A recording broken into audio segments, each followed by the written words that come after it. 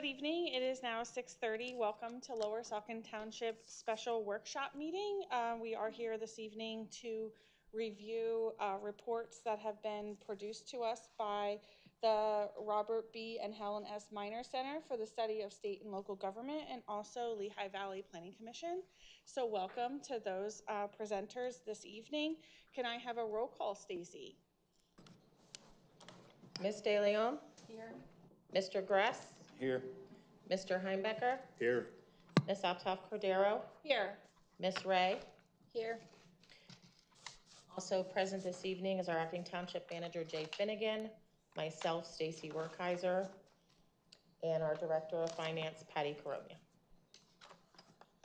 Thank you very much. Can we please stand for the Pledge of Allegiance?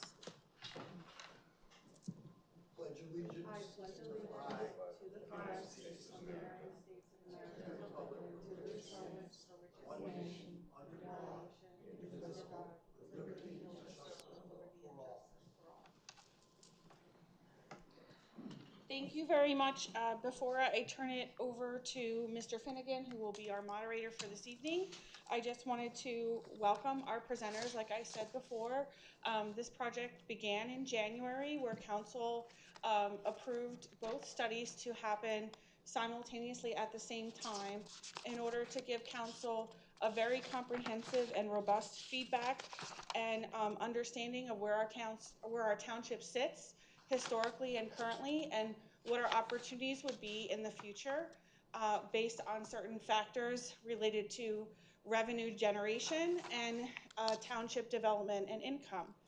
So I do want to say that there's been a lot of work that went into these. I know we've had community meetings, we've had interviews, there's been surveys done. So I want to just highlight how important this project is for the township, because I don't think ever before in township history have we had so many different professionals from different areas coming forward to help Lower Saucon Township design our future. We have experts here from housing, we have experts in finance, we have experts in environmental and land development, also roads. All of those experts come from the Lehigh Valley Planning Commission and the Minor Center, who help provide us with very detailed information that we don't otherwise have those experts on our staff. So I just want to say thank you to both organizations for the time and effort that they have put in thus far. This is only halfway through, so you'll see both reports indicate phase one.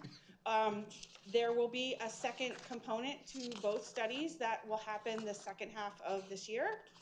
So they are both ongoing, and we wanted to make sure that there was a great opportunity for them to come forward and present their findings and information thus far, and to help us understand the next phase that we are moving into, which will happen the second half of this year. So I do want to say thank you to both organizations, because it is a pleasure to have you both working with our township, and we are very thankful to have the information and expertise especially that you can provide us that we don't have in-house. So with that, I will turn it over to Mr. Finnegan, who will be our moderator. Thank you. Thank you, Ben.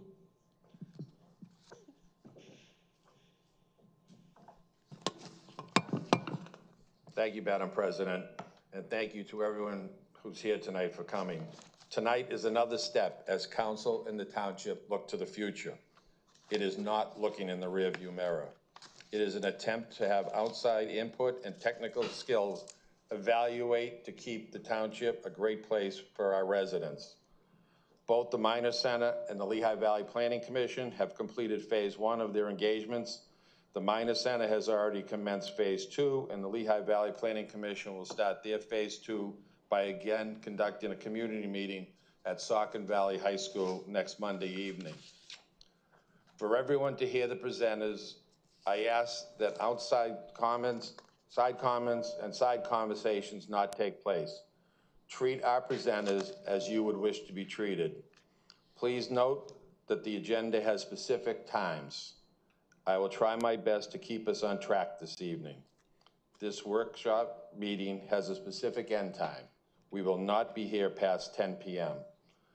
The first item would be courtesy of the floor for any items on the agenda.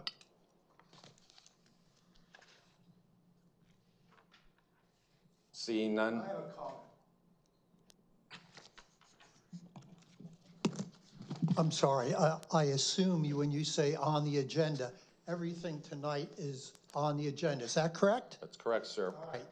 So that's everything. Does that include all of the reports from the Minor Center and from Lafayette? They were on the website and have been. I asked, are they on the agenda here tonight? I can speak about those, can I not? That's what we're here for. Okay, I can't believe everybody's here just to listen to a few people speak. Unfortunately, I don't have comments really well organized. I have no idea how much time I have. Considering you were ready to move on to the next item, I assume I have roughly, according to my calculations, maybe 10 minutes. Would that be correct? You have right now 2 minutes and 15 seconds. There you go. All right, so that's my first comment. The agenda is incomplete in the sense it doesn't even tell you how long you might be able to address.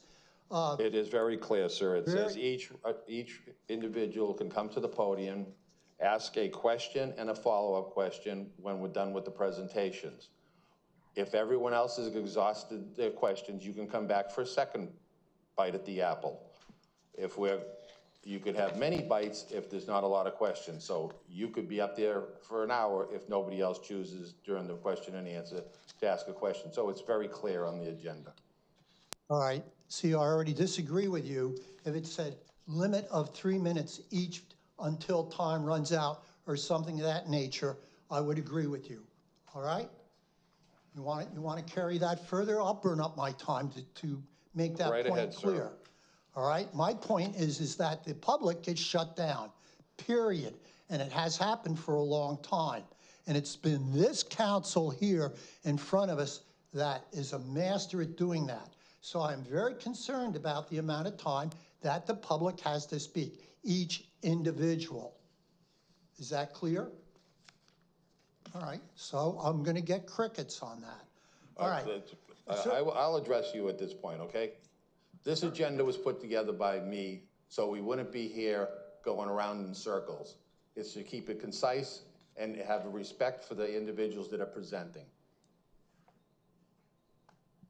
Jay, I would say you're the only one that sits on this dais I have respect for. Okay? So you don't need to worry about that. I'm just pointing out some things. And the bottom line is I have been through this agenda or through these reports, and I find they are so long and voluminous with a lot of not much detail. The only thing worthwhile, I think, is the Tully study that shows what happens when you yank a landfill. I noticed the council is already absorbed in other things, so there's no respect that goes on here from people like Virginia, right? Yep, she didn't even hear. Okay, so there you go. Not her name. Thank you for holding the clock. That's a good thing. We're going to adjust the camera now for the folks, okay? You see how this works? Everybody's looking around from the council. They have no idea what's going on. All right? So that's respect, and that's something I've come to understand, except for Jay. All right. So as I was saying, the Tully study shows what happens when you rip something out of a township, which contributes $2.2 million with absolutely no understanding of who's going to come and replace it. All right? Let me just, and this is from the report, one of many lines. And the bottom line is each resident lost $6,000 each year, each resident, when that landfill pulled out. Plus, the budget decreased rapidly. Plus, and it goes on and on. Now, I'm not saying that's going to happen to Lower Saucon, but there obviously is nothing to replace this landfill. This landfill is a political football brought on by people like Priscilla here sitting on this council who had a great idea about how to get reelected, all right? They made it a political football. And I'll tell you, if the residents here just want to drop out, you might want to look at the last big company that moved in here, which is St. Luke's. Great, got a great place there. How much taxes do they pay? $0. Oh, we did have an ice cream shop move in. Yeah, that's really great. You know what? There's just not enough time to address even a fraction of the true comments that are tied in here. I'll just leave it at that. I am very dismayed in what the public has time to say. Thank you. You're welcome. Anyone else? Sir?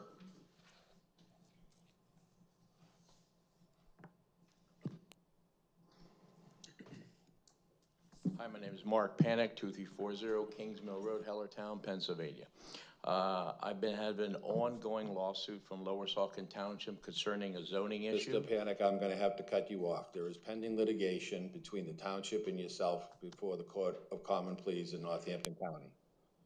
Well, you're part of the, yeah. It's correct. So this council will not entertain any comments relative to a pending lawsuit, because I would also remind you that this is being recorded and could be used against you in a court of law. Well, everything I have is the truth, and you know what happened at our hearing. Mr. Panic. Came forward at the lies were told by Gadugian. Mr. Panic. You should have came forward. Mr. Panic. And you didn't. So I'm disappointed in you. I said my piece. Do your job properly. Thank you. Anyone else?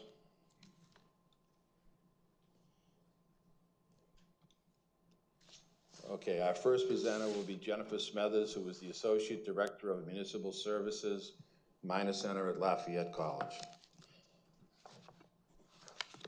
Thank you, Jay. Council, I just wanted to, down lower? You can also come to the table if that's more convenient for you. Sit at the table? Yeah, you can do either or, whatever you prefer. Papers. Perfect.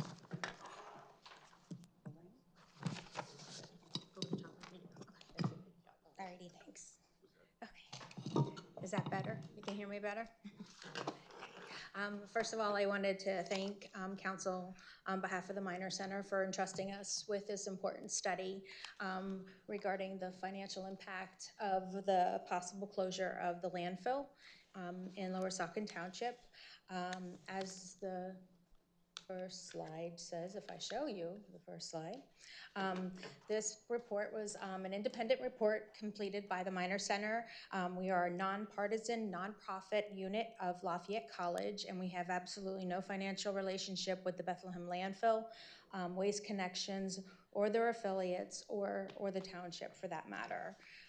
The primary goal of our services at the Minor Center are to educate students about state and local government and make local government more effective and efficient. So we're hoping that this report will help Lower Saucon to be more effective and efficient down the road.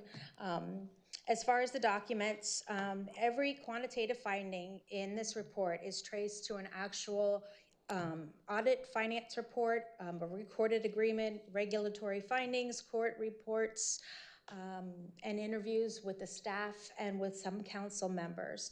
So everything in this report can be verified. We name our sources in the document throughout. Any assumptions are stated openly that they are an assumption, and any conclusions in the report that we have drawn can actually be independently checked by going to the documents that we reference.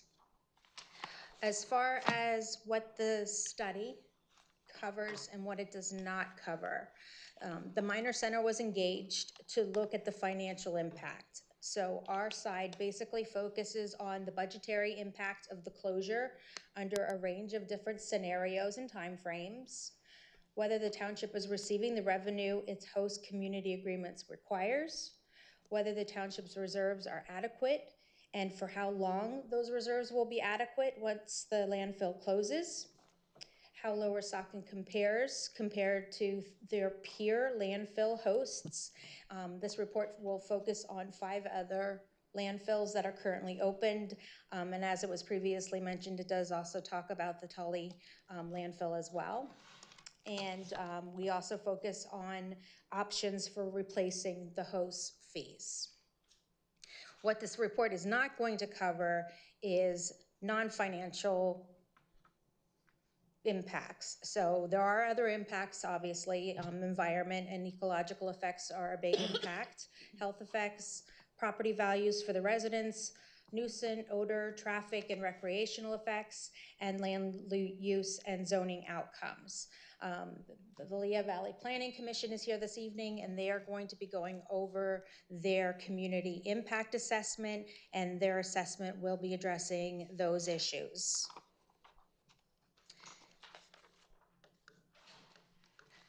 As far as the situation today, our central finding is that there is a large but foreseeable fiscal adjustment that needs to be made. It's not a crisis, but there is stuff that there is impacts that the council and the staff are going to need to address down the road. What works in the township's favor is that the host fee is declining gradually. It's not going to just stop overnight. So you have plenty of time to think about how you are going to fill in the gap and make that bridge as far as where you're going to come up with the other $2 million that you're going to need once the host fees are gone. The closure date is a few years away. We range it from anywhere from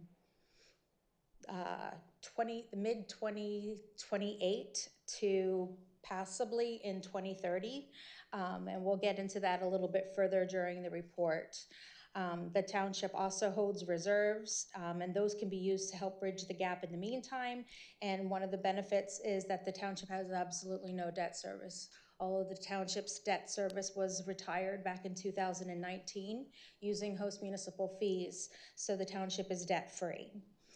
Some of the items that limit the advantages of the crisis and how it's going to be addressed is that the general fund can only absorb the loss. There are no other accounts that the township has available that they will be able to dip into to make up the lost fees. The reserve is finite, so as soon as that money is gone, it's gone. So it needs to be spent wisely, and a plan needs to obviously be developed to ensure that it gets you through the other scenarios that the Planning Commission is going to be talking about as far as like zoning and development opportunities. The only real estate tax that can possibly only the real estate tax can possibly be used to replace the host fee in and of itself as it currently stands. So while there are many different options you can layer to make up the difference, the only source that you could do the entire cover for the $2 million would be real estate, which is obviously not something that I'm sure council wants to do. However, that's one of the options. I plan on going through all the other options later, as you all know from reading the report.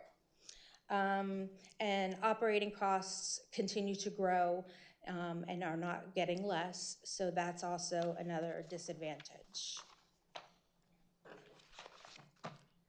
So as everybody is aware, the host fee has been declining for the past 4 years. This report, we focused on the years 2022 to date. And as you can see in the chart, back in 2022, the host fees were $2.6 million. And if you look at what is budgeted for 2026, the township is down to $1.75 million.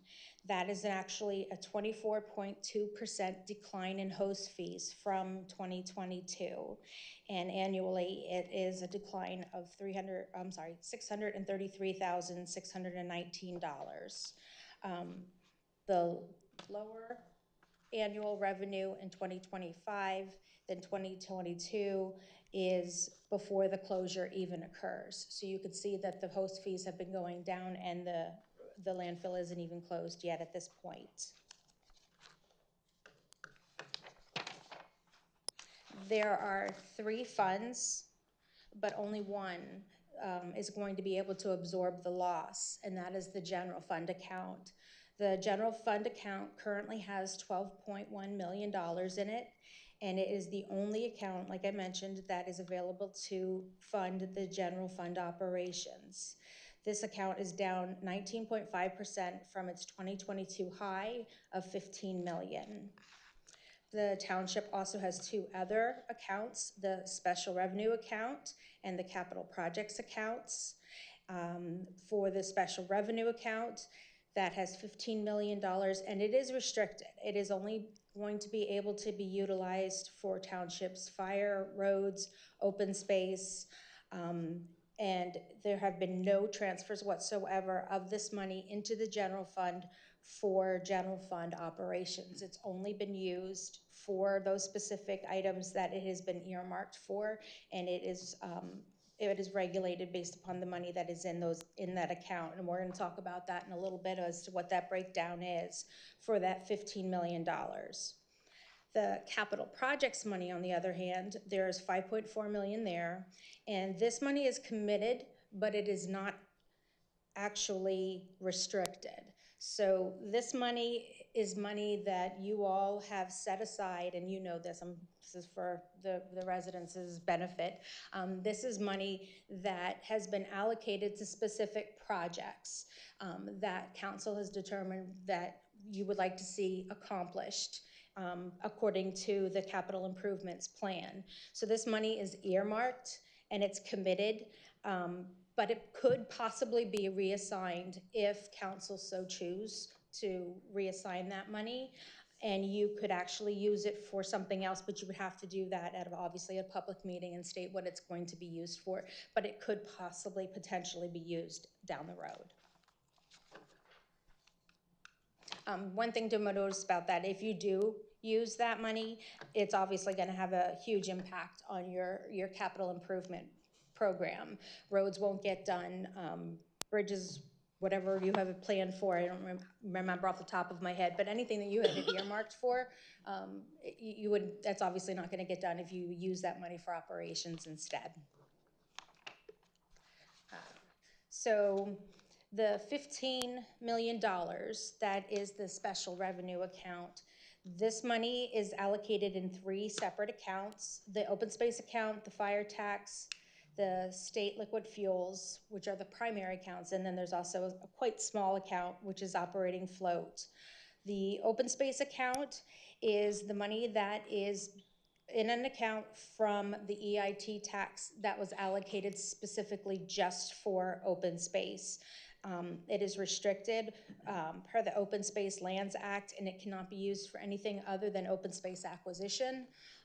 It can also be used for like open space administrative costs, maintenance. If you purchased a park with open space funds, you can obviously use that money to make improvements and maintenance at that park, but that's all it can be used for. So while it looks, and it is, a significant amount of money, it is not money that the township can dip into and use for general fund operating costs. The fire tax is the 1.5 mil money that has been allocated as part of the real estate tax. And this 1.9 million cannot be used for anything but your fire apparatus, fire equipment, trucks, vehicles, suits for your firemen. That's all it can be used for. So that's also restricted. And there's also a huge expense, as you know, that's coming down the road. There's a fire truck. It is a pumper truck rescue, and it's going to be $1.4 million. That truck is going to be delivered in 2028. So this $1.9 million is going to be significantly drained once that truck comes in 2028. The state liquid fuels is obviously for roads, snow removal, signals, lighting, and cannot be used for anything other than that. That is state money, and it can't be touched. And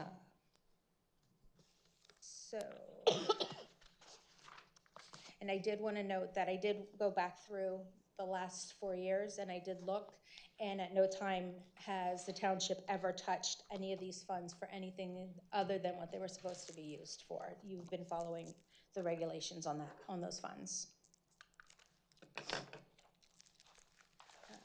As far as the debt-free, this is a good thing, and it's also a very bad thing. since the host fees were used in 2019 to pay off all of the township's debt, it's a great thing because you don't have any debt, which is fabulous. On the flip side of that, carrying debt can actually be helpful in some cases because then you haven't spent your money down, which you did, and you could always refinance it and stretch out your payments if you need to. But because of the fact that there is no debt, you've spent down that money, no way to get it back, and you can't actually try to extend out your payments to help with your reserves. You would have had significantly more in reserves had that money not been spent down to pay off your debt. So as far as your HCA agreement and what we verified when we did our report, we looked at how the host fee works. The payment is per ton. It is not a flat rate. The landfill pays each ton that is disposed, and the agreement rates are $6.90 per ton for municipal waste and $9.97 per ton for residual waste. There is escalation, and the rates now here in 2025 are currently $7.49 and $10.78 respectively. So those first two numbers were what the rates were per ton in 2023 when the HCA was signed. There's the 4% annual escalation, which got us to those new rates of $7.49 and $10.78 due to the escalation clause. So that's actually a really, really good part of your host fee agreement. A lot of the other municipalities that have landfills that we looked at don't have that escalation clause. So that was actually a real good strength with the agreement that you have in place. Every year, the rate will increase 4%, and it is very favorable to the township. In fact, there's a slight difference in the costs. I guess it has to do with a few pennies with the amounts. So you're actually getting slightly higher than what you were supposed to really get. It was only a few pennies, but it is in your favor. One thing to note is that there is no minimum payment. The agreement guarantees no floor rate. So as the tonnage falls, so does your money. There's no guarantee of $2 million every year, regardless of the amount of tonnage that comes in. It is what it is. Whatever they take in, you get your percentage, and that's that. And the other issue of how it works is once the disposal ends, the money's gone. So now is the time for council to begin planning for what happens when that goes away. When the funds go away, it's going to immediately stop. There are some things that will continue. We'll talk about that a little bit more with the gas, methane.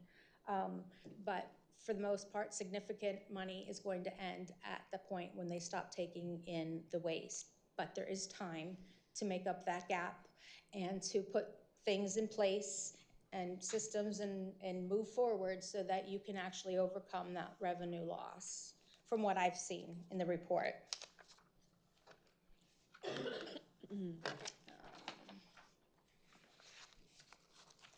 Another thing that we looked at when we were doing our review is whether or not the township was actually being paid what it was owed per the host community agreement. And yes, in fact, the township is. There is no material underpayment that was identified for the periods that were examined, which was 2022 to 2026. What we did was we looked at the cash receipts and we reconciled them, and they reconciled to the dollar against the landfill's remittance. Once we take into consideration the 1 quarter lag. So for the fourth quarter of, for example, 2024, that money came in 2026. So you actually have to take that into consideration when you're looking at the cash receipts. But when you take that fourth quarter money coming in 2026, it does reconcile to the dollar.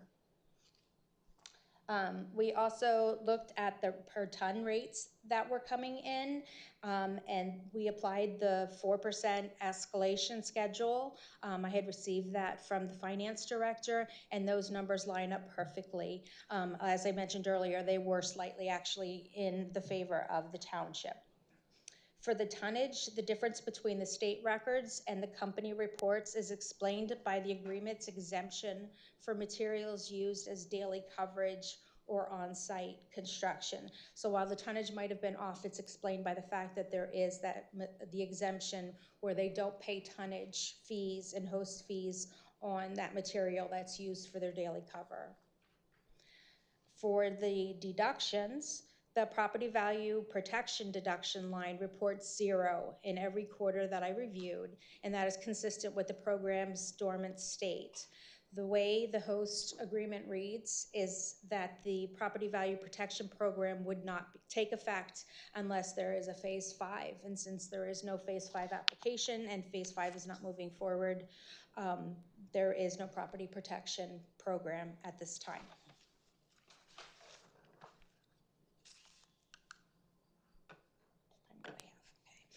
So 5 items noted for the township's attention. There is a 1% prompt payment discount, which averages about $17,000 to $21,000 a year. This is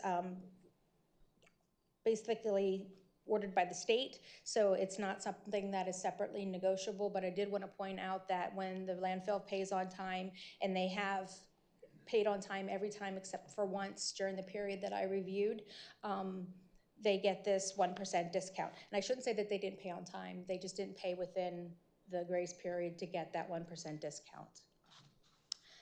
For residual tonnage, that is actually not itemized. So the daily coverage amount, there's no statement, there's no report that actually says how much is being taken out for that daily coverage that you're not getting the host fee for.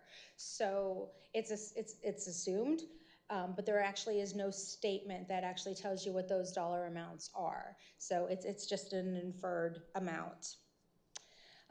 Also, I wanted to bring attention to the fact that the first quarter of 2026, there was a rate error, an underpayment of roughly $19,500, and the township's finance director caught that error, reached out to the landfill, and they made a payment of $16,736 upon her inquiry. And at this point, unless they've paid it, there was a small variance as of the time I did this report. For the methane royalty, that also was an issue up until the beginning of this year, until the finance director reached out to the landfill. The first payment of $10,000 arrived in early 2026, but there's still no sales receipt to show how that money is calculated to be able to verify that they're actually paying the 3% and that there isn't more that should have been paid to the township. So I did want to point that out. Part of this report is actually suggesting that there be some type of statement created so that that information could be verified. And the other thing to point out is the audit authority. According to the business privilege tax ordinance, the finance director does have the authority to examine the operator's books, but it has never been exercised. And I do want to point out that none of these top 5 issues that I talked about individually or together is a finding of non-compliance. So I'm not saying that they're not in compliance at all. They're just something that I wanted to bring to your attention because they're items that I found when I was doing the review for the report. As far as what ends at closure and what does not, obviously the per ton host fee is going to end, which means that you're not going to be able to make your transfer to your capital fund using the host fees any longer, and most likely you are not going to be able to hold your tax rate low for your residents. That's going to depend on what you do over the next few years until the closure happens. What survives is a 3% methane gas royalty. The township's ordinance authority over a successor operator. So if some other landfill does come into the township, they will have to pay the business privilege tax. And then also the agreement running with the land will survive the closure. What the township is going to be facing at that time, in addition to the lost host fee, is going to be the maintenance of the Apple Butter Road sewer line, continuing post-closure oversight obligations with your host municipal inspector, and any costs for operating that would go up obviously operating costs will be going up, and there's no landfill money now to help cover those costs. So as far as the closure and when we think the closure will possibly occur, we have 3 potential closures based on a couple different scenarios. According to the SACS report, they project that by the 3rd quarter of 2028, that would be the earliest possible date that the landfill could potentially close without having an expansion.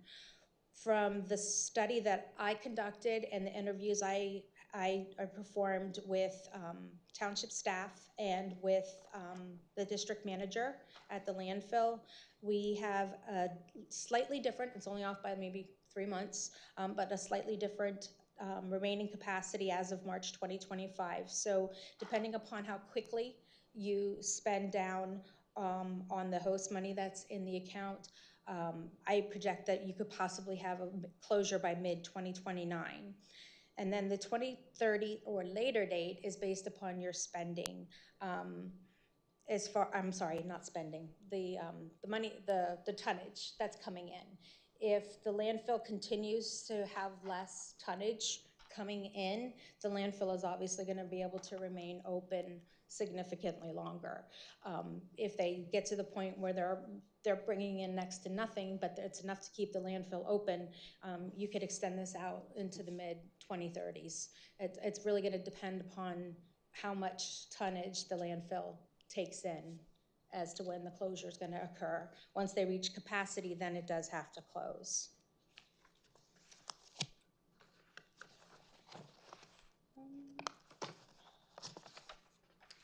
So I wanted to explain why I didn't include the Phase 5 expansion as revenue in this report. There are basically 3 reasons why I did not include that in here. First of all, there is no application on file with the DEP for the expansion. Since there's no application, there's no request to expand. That's actually officially on record with DEP. The second reason I didn't include it is because of the December 8th, 2025 court ruling from the Court of Common Pleas, where they reinstated the 1994 scenic and conservation easements and declared the township's 2023 revocation void from the outset and barred any future release as far as building with the landfill on that 208 acres without Orphans Court approval. Given that, and the fact that the 208 acres are specifically restricted from landfill activities, I didn't feel it was proper to actually include any kind of revenue in this report based upon the possibility of a Phase 5 expansion.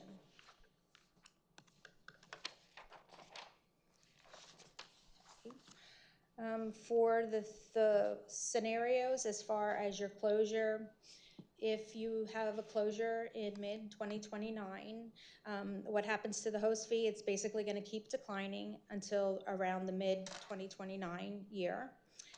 The shortfall begins actually now. It says in here that the shortfall actually begins in 2029, but as I go through some additional slides, you'll actually be able to see that the decline is actually now as far as the host fees, and that you're already operating in a deficit and you're having to tap into the operating reserves for the general fund. This is a severe issue, obviously, and it's something that the council needs to begin planning for now. The second scenario would be the closure in the 3rd quarter of 2028. This would probably be the earliest time that I would anticipate the landfill possibly closing, and that's also it's also a severe situation that the council needs to prepare for. As I mentioned, I didn't project anything for Phase 5, given the fact that there's no application on files and they can't expand on those easements. So there's no reason to project any kind of revenue from the Phase 5 expansion. And then as far as the continued operations, that's where it could go past 2029 depending upon the amount of tonnage that the landfill accepts.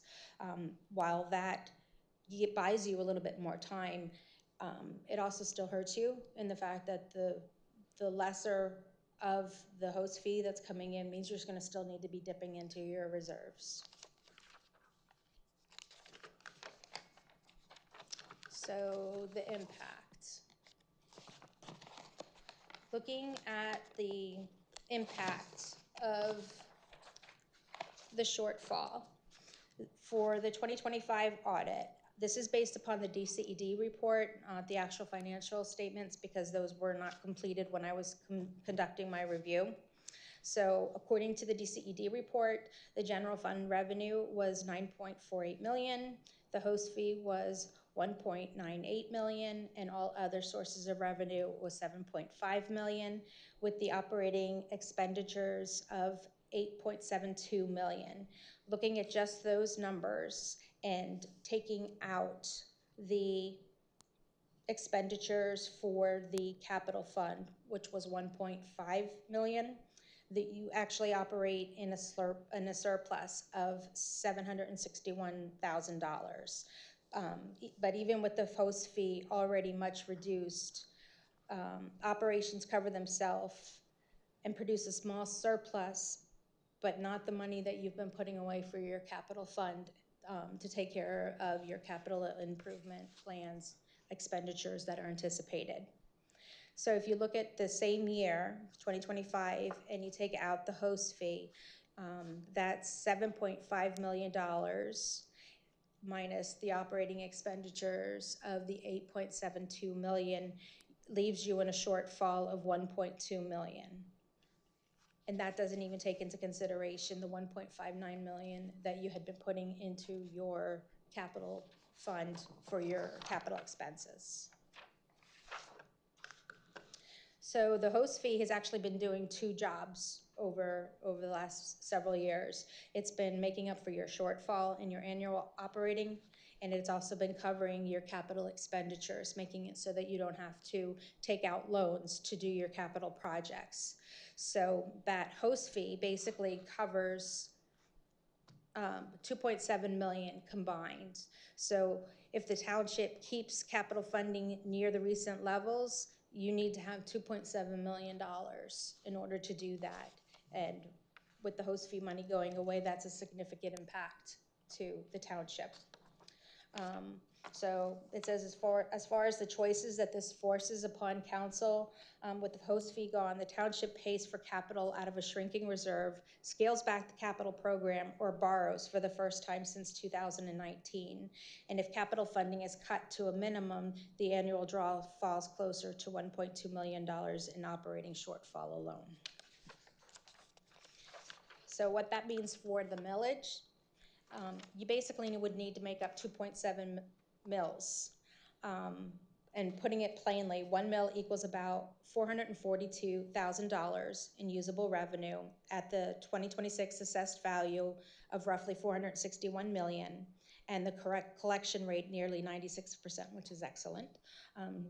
Township's tax collector's doing a good job. As far as the receipts, the tax alone would take 4 to 5 mills to make up just the host revenue that's going to be lost. So in order to come up with an additional $1.98 million, which is what you had in 2026 budget, you would actually need to take on another 4 to 5 additional mills in your real estate tax. If you wanted to cover the full impact of the closure, to cover the operating surplus loss and the capital that you were putting into your capital reserve, you would be looking at closer to 6 mills in order to cover the total loss of that revenue. So as far as how long does the reserve last? It's really going to depend on your spending. If you can cut back on spending, if you can get some additional grant money, if you can get some development in the works, and some of the other recommendations that we're going to be proposing, not only in this report, but also in phase 2 report. It could go anywhere from 5 to 6 years if you're drawing on it heavily, or it could go into the 2040s. Most likely, it's going to be closer to the 5 to 10 year mark. I know the Sachs report felt that it could go into the 2040s, but that would be with significant cutbacks in services, with drawing down on the accounts, with your capital projects. You're going to have to make a lot of adjustments to the work that you were going to be doing if you are going to have that reserve extend into 2040. I'm a little bit over. Am I okay, Jay? Or do you? Okay. So as far as the taxes that you have right now, whoops, I didn't show you. There you go. Okay, so these are the taxes for the townships in Northampton County. As you can see in the purple bars down towards the bottom, Lower Saucon Township is the 6th lowest township tax mill rate in the county. The average or median mill rate is about 8.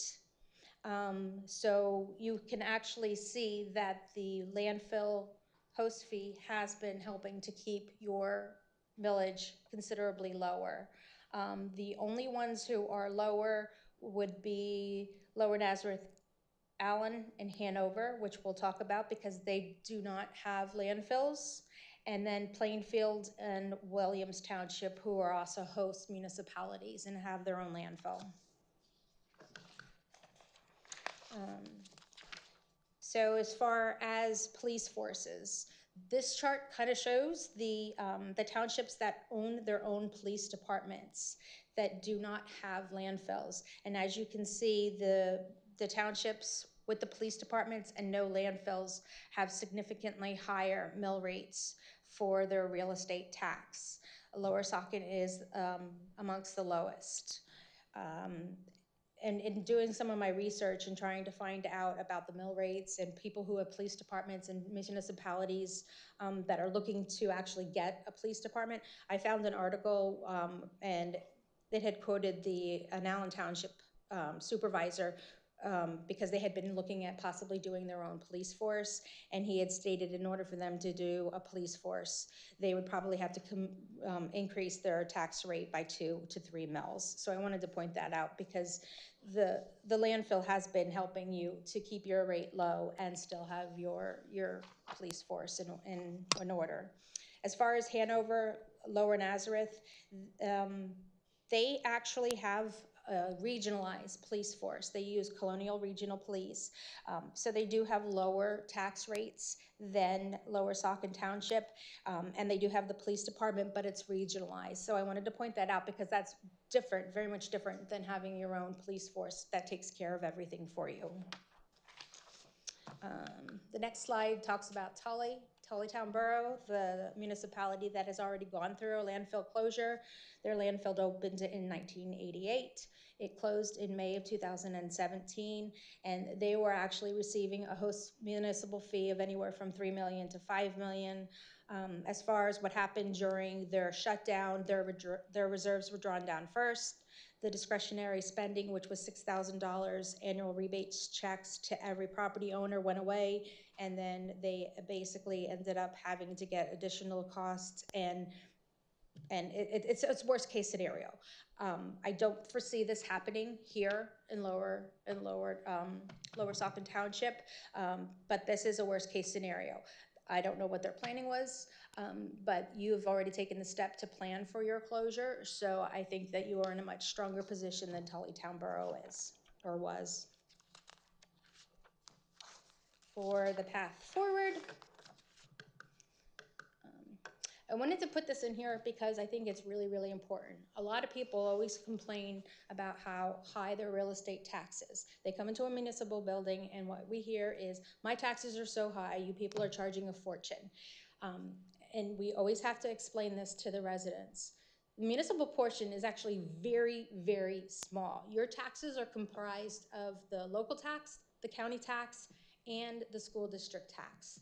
The school district tax takes up the bulk of the real estate taxes. So if this bar was $1, 77 cents would be going to the school district for school district taxes. 15 cents of the dollar would be going to the county for the county tax, and a mere 8 cents would be going to the municipality for all of the services that you provide your residents, for your snow plowings, for your parks, for your recs, for your police, for everything, which is significantly low. So I did want to point this out because in the event that you do eventually have to raise taxes, even if you did raise your taxes, it's still going to be considerably lower than your school taxes or your county taxes. And I'll talk about that, I think, in the next slide. Not the next slide, but it's coming. So as far as the options, there's a few options here that I recommended as far as ways to make up the money that you're going to be losing with the host fee. There's obviously the real estate millage that can be increased. There's new developments and tax bases, and that's going to be discussed with the Lehigh Valley Planning Commission as far as zoning different areas so that you can get additional tax dollars in.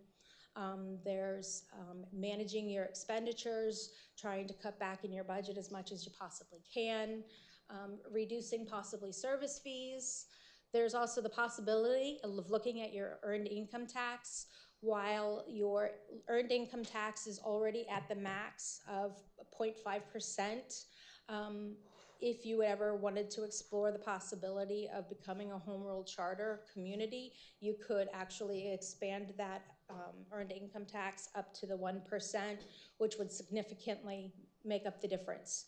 That would probably be the only other thing other than the real estate millage that could actually cover your entire loss is by going to a home rule charter. It would probably almost double, not quite double, because there's still a difference between your residents and your non-residents rates. But it would be close to doubling your EIT, which would probably be close to $3 million. So that's a possibility, and I'm going to expand on that a little bit more in phase 2 report. As far as the local services tax, you're already at your max. You can only allocate $52 per resident, and you're already there. So there's no way to expand on your LST tax. And then you also have your methane royalty gas coming in. It's modest, however, depending upon if you implement some type of system with the landfill where you have a statement breaking it down, you can actually see the amounts of methane gas in the 3% to make sure that those figures are correct. As far as the trade-offs, they're real. They're political as much as they are fiscal. You can tap into your reserves. You can do a phased millage where you start now and start slowly increasing your real estate millage. It's better than, in my opinion, a slow mill increase of maybe 0.5%, or not 0.5%, but 0.5 mil versus 3 mil increase down the road all at once. It's easier for a resident to absorb in their budget. There's obviously spending reductions that you can look into, and then there's also the potential for large development coming in, but that's at a slower rate, and that's going to be discussed by the Planning Commission. And then my 5 priority recommendations. Basically, you need to treat the reserve as a finite bridge. Once that money's gone, it's gone, so you need to spend it carefully in the meantime. I would adjust the millage in measured steps versus waiting 2 or 3 years and then hitting the residents with a 3 or 4 mil increase. Strengthen your verification and your revenue protection. Keep restrictions and make sure you're keeping your reserve separate, and then start working on your timeline now to make those adjustments so it's not such an impact on your residents. And then as far as phase 2, I've started with phase 2 already. I've had a few conversations already with council. This is going to be the organizational assessment. It's going to discuss how to implement the strategy that's going to work best for the township in order to bridge the gap of the lost host fee, and it will include stakeholders, engagements, and I will have performance measurement framework at the end. Sorry, I went fast at the end because I know I'm very much over my time. Any questions? Thank you, Jen. We'll start questions first with Ms. DeLeon. Yes, I don't really have a question, I have comments. So I think this was a very good refresher course I'm very impressed with the quality and depth of the Phase 1 financial impact study on the fiscal consequences of the potential closure of the landfill. It contains a substantial amount of well-organized, high-value information that will be meaningful support to support our decision-making. For decades, landfill host fees have been a major component of Lower Saucon's financial structure. This study clearly documents how the revenue has supported our general fund, capital improvements, and long-term budgeting. As landfill approaches closure, the township is entering a significant fiscal transition, and it is essential that council fully understands the magnitude, timing, and operational impacts of this change. For decades, I have reviewed landfill information, studies, and agreements with one objective: protecting Lower Saucon Township and its residents. My position has been consistent since 1988. When an agreement removes protections, limits oversight, or restricts the township's authority, I vote no. In 1998, I opposed the host community agreement because it eliminated several protections that had existed in earlier agreements. It weakened enforcement, removed restrictions on waste types, reduced the township's ability to comment on operational and environmental matters, and introduced a non-opposition clause that limited elected officials from representing residents on future landfill actions. Those were not minor changes. They fundamentally altered the township's leverage and oversight. The 2023 host agreement, negotiated by the prior council majority, repeated the same pattern. Again, I voted no. It again surrendered protections, narrowed the township's oversight role, conditions the township's rights on criteria established by the landfill operator. The Phase 1 study outlines the consequences of those decisions. It identifies operational gaps, financial exposure, legal constraints, and compliance weakness that must be addressed as part of the responsible municipal oversight. My work on landfill oversight began in 1988 and has encompassed many agreements, amendments, and regulatory developments. The problems first identified in 1998 continued through later actions and are now substantiated in an independent financial impact study, finally proving a clear external validation of concerns that have been raised consistently for many years. The Phase 1 analysis provides the factual foundation needed to understand how past decisions have shaped the township's current fiscal position and what must be considered moving forward. The township must use its remaining authority to ensure that all oversight, compliance, and enforcement responsibilities are carried to the highest standard. This study will be an important tool as council continues its work on disciplined fiscal planning, revenue diversification, and responsible stewardship of township resources. I want to say thank you, and thank you for the validation. Made me feel good.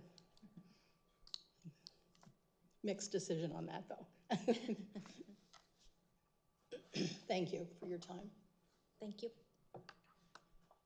Any questions? No, I just have statements. Thank you. I'm very pleased with the study. I think this is good, and we're going in the right direction. Thank you. Mr. Gress? Yeah, I have a few questions before I do that. Just thank you for the report. It's very well laid out, and it's very nice that it's relatively simple to understand for someone like me who's not a fancy lawyer and doesn't understand legalese. It's laid out with the numbers, the facts, and it's very clear and easy for anyone to read. And I think that's important that anyone in the township, even someone in high school, middle school, could understand this and see what the future could look like. Two questions for you. One, you have a list of 5 priority recommendations, and you'd mentioned that EIT could potentially make up, the EIT tax could make up a large portion of the host fees we're going to be potentially losing.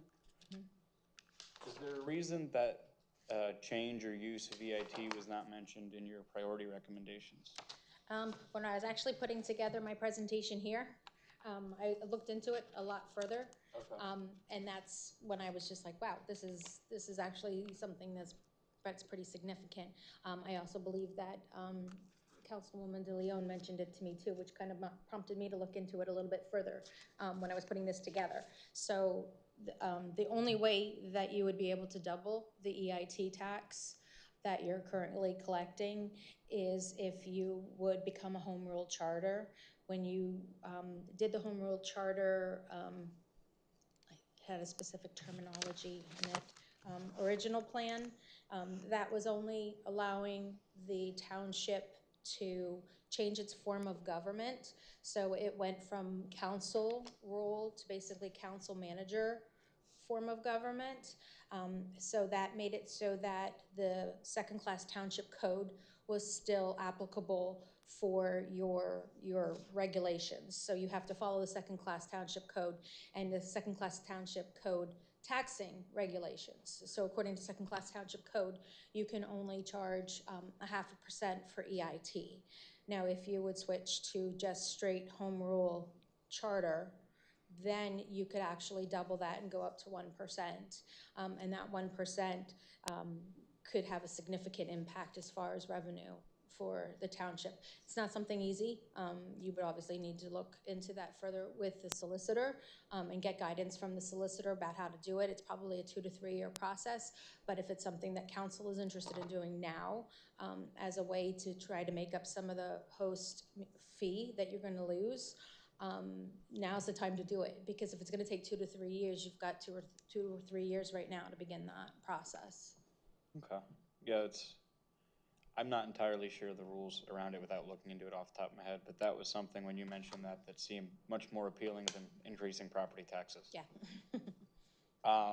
My other question would be if it would come down to it, as far as, you did mention that borrowing can be good, having debt can be an asset. Mm-hmm. If it came down to cutting services, lowering costs, or borrowing money to continue to make those costs without, say, increasing the real estate tax, which route would you go down personally in your recommendation? Would you go for borrowing money or for cutting services? I have to look into that further before Okay. making a decision. I don't know if I would want to answer off the cuff Yeah. without actually looking into it a little bit further. I guess it would depend too on what services you'd want to cut back on, how much, what kind of things Well, you the would cut from your tolerance, like budget. what the residents are interested in. I mean, you respond to the taxpayers. So it's what the taxpayers really have a tolerance for. I mean, if they want to keep their services exactly the way they are and they're okay with paying taxes, then go that route. But that's something that I would want to look into further. And I'll probably dive into it a lot deeper with the phase 2 piece. Okay, awesome. I believe that's all the questions I had. Again, I appreciate the report, and it's very easy to understand and very thorough. So thank you. Mr. Heimbecker? Hi, thanks. Thanks for coming out tonight. I got a few. I got 18 pages for you. Yeah, you got my blank. I got your, Okay. yes, Jay shared that with me. All right, so of what I've sent out, I just highlighted a few things I want to get into tonight. I don't want to talk about the past. I want to talk about the future. Okay. I'm looking to you all for a roadmap and some navigation on where we're headed. Just some ideas to think through. So this methane gas royalty, do we have an anticipation for it increasing, or do you have any idea if it's going to remain around that $10,000 a year? I'm not a landfill expert. Okay, but have you done any look into that? I've done a little bit of digging on the internet, but just because you read it on the internet doesn't mean that it's true. But from what I did find is that, and the landfill can correct me if I'm wrong, but it looks as though once the landfill closes, the methane gas usually continues for anywhere from like 10 to 15 years to produce. And it seems like it kind of ramps up a little bit in the early years, and then it slowly dwindles down. So I would think that it could possibly increase. I don't know how much. I wouldn't even want to begin to anticipate or guess at what that number could possibly be. I understand. Now you say there's no floor, so, I mean, what makes sense operationally for this organization? There's no way for us to set a cutoff date in all of this, in any of the agreements that we have? No. Okay. Basically the landfill will shut down once they have no more capacity, and that'll be the cutoff date. And there's really no way to pinpoint an exact date because But if they just wanted to take one truck a year for the they next could, 20 years? Yeah, they could, and it would still stay open. Okay. That would be my understanding, but I'm not a solicitor, so yeah, I mean, I would get legal counsel on one truck a year because that doesn't sound like Yeah, I understand. But I can't answer legal questions on that. It was interesting for me to read and see these charts that show, you know, that the Lower Saucon is among the lower taxed municipalities in the county, and it definitely has a lot to do with the revenue that we've generated. But I think it's maybe created a false sense of profit or comfort in the community where we're already drawing at a deficit to maintain the services that we're currently providing, let alone moving forward with the costs of road maintenance and police contracts and things of that, where everything seems to be going up. So let's talk about the general fund. If we draw at the current rate, when are you saying that we run out of money in that account? 3 to 5 years from now? I think it was 3 to 5 After the years. closure or from now? Well, you're drawing on your reserves now, as it is, because of the because of the fact that the host municipal fee has declined 24% since 2022. You've started drawing already on your reserves. So I think last year it was maybe $800,000 you took, and this year it looks like you're planning on taking maybe 1.7 million out of your reserves. So it's significant. So if you keep pulling the 1.7 million out of a 12 million reserve, you're looking at what, 6 years, 5-6 years, and Yeah. money's gone. Right. I guess if we then reduce, you know, the expenditures, that's where it pushes us to maybe out to 2040, that fund is available. Right. If you look at, there's several things that you could layer that could help make up the deficit. So if we want to keep this to where we can go to 2040, we're looking at probably trying to cut about $1.5 million off of our budget moving into next year. Possibly, yes. Okay. Yeah. Well, the 1.5 million that you are, the 1.7 million that you're taking out of your reserves for 2026, you're actually taking that, part of that money is coming out of the operating reserve, the general reserve, and you're putting it into your capital reserve. So you're drawing it out and you're putting it into another account for projects. So that would be one place where you could cut. But then it is going to have an impact on your CIP. The capital plan. Exactly. Right, exactly. Yeah. I guess I need to look more into the capital plan and see what items are in there that we are looking at for a major investment. There are some major expenses right. in the capital improvement plan. And can any of these capital projects be funded via separate fee or tax? Yes. Yes. Yeah, you could finance them. You could look for grants to help with that. So yeah, there's other ways of doing it other than pulling out the total cost from your capital reserves. So, you know, how much, if we are going to borrow for any of these capital versus just service level expenses, but for actual hard infrastructure capital improvements, which might make a little more sense, because would you agree that it does make sense?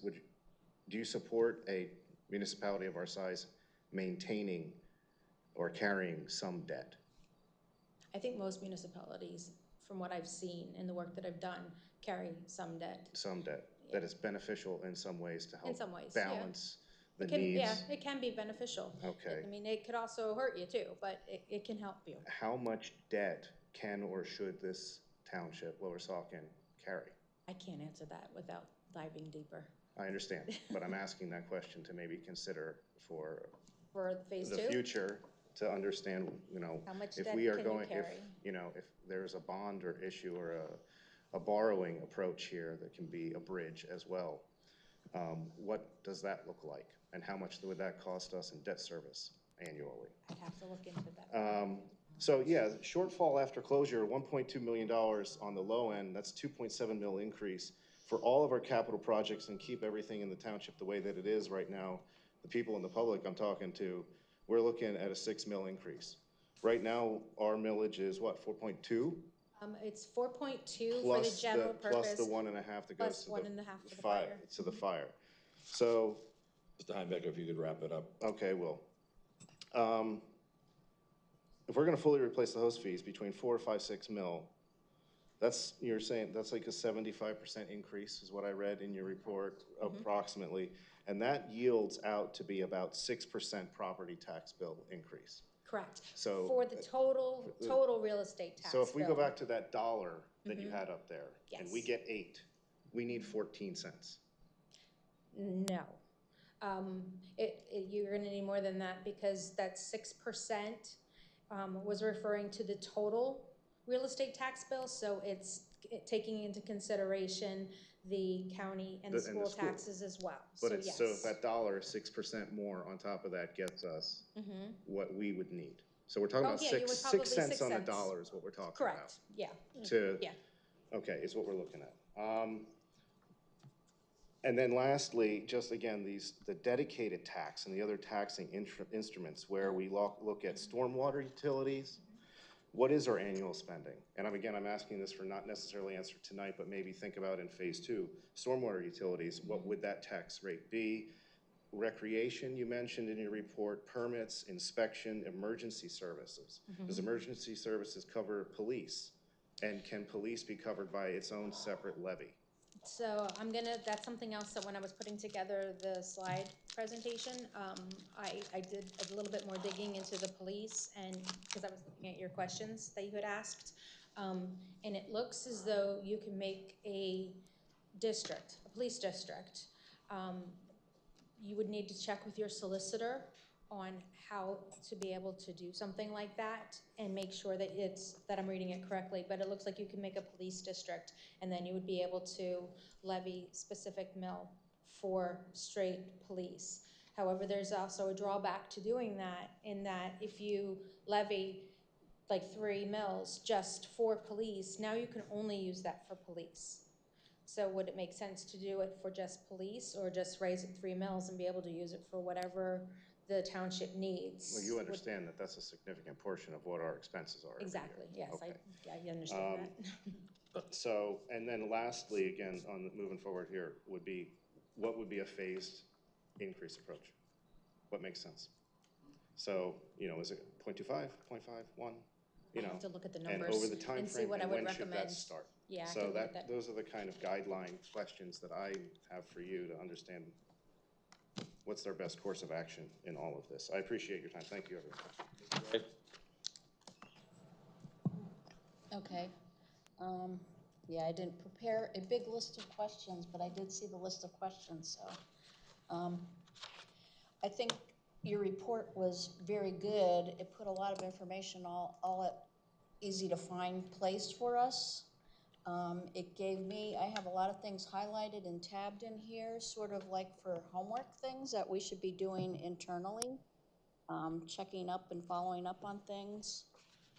One of them had to do with the gas that everybody's asking about. It kind of seems like that $10,000 payment was sort of like a random amount pulled out of the air. So I'm hoping there's some follow-up there because it just seems, like that doesn't seem like that would be the correct amount. So either, let's see here, expenditures growing. I think some of your reporting, you went back like 5 years, it looked like, for a lot of the things to try to make projections.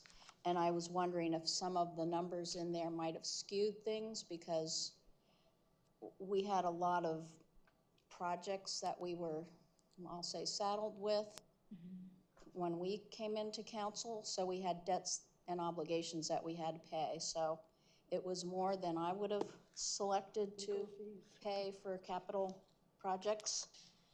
So hopefully that skewed it and we can get rid of some of that. I definitely want us to be taking a stronger look at the capital funding projects for sure. And several of us have signed up for the budgeting class so that we can get a better handle on how that all works. One of the things I was curious, you probably have this somewhere in your information. You gave us a chart in here of the different millages for the different townships. I was just curious if there was also average income and population age I'd maybe go with that. You probably have that somewhere, but, I probably have that in like all my notes, because at one point I had a Okay. huge Yeah, I chart think going that and would be I scaled it interesting. back. interesting to look at, yes. And then the other thing, well, I know I had discussed this, was regarding the EIT. So it's a little confusing to me, because when I saw the 0.5%, I was thinking, is it a 0.5%?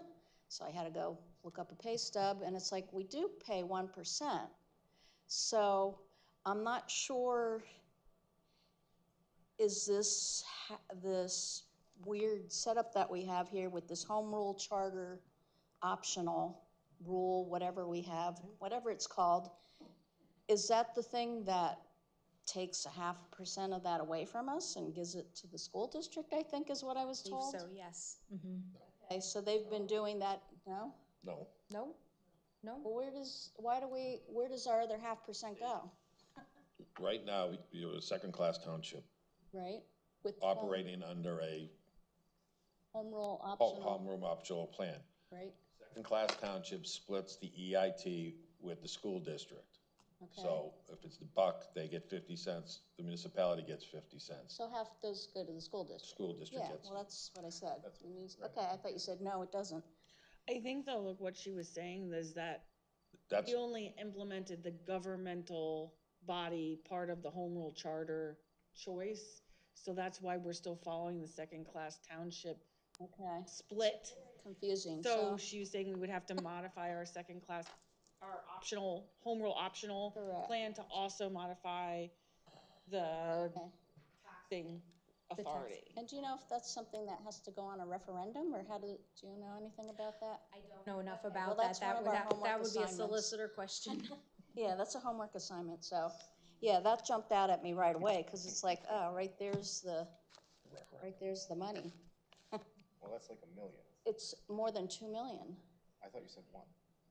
She said 3. 1 million. Well, I think you guys get about 3 million in EIT, so, and that's with the 0.5%. But it's also, there's restrictions as far as residents and non-residents, so not everybody would get charged that 1%.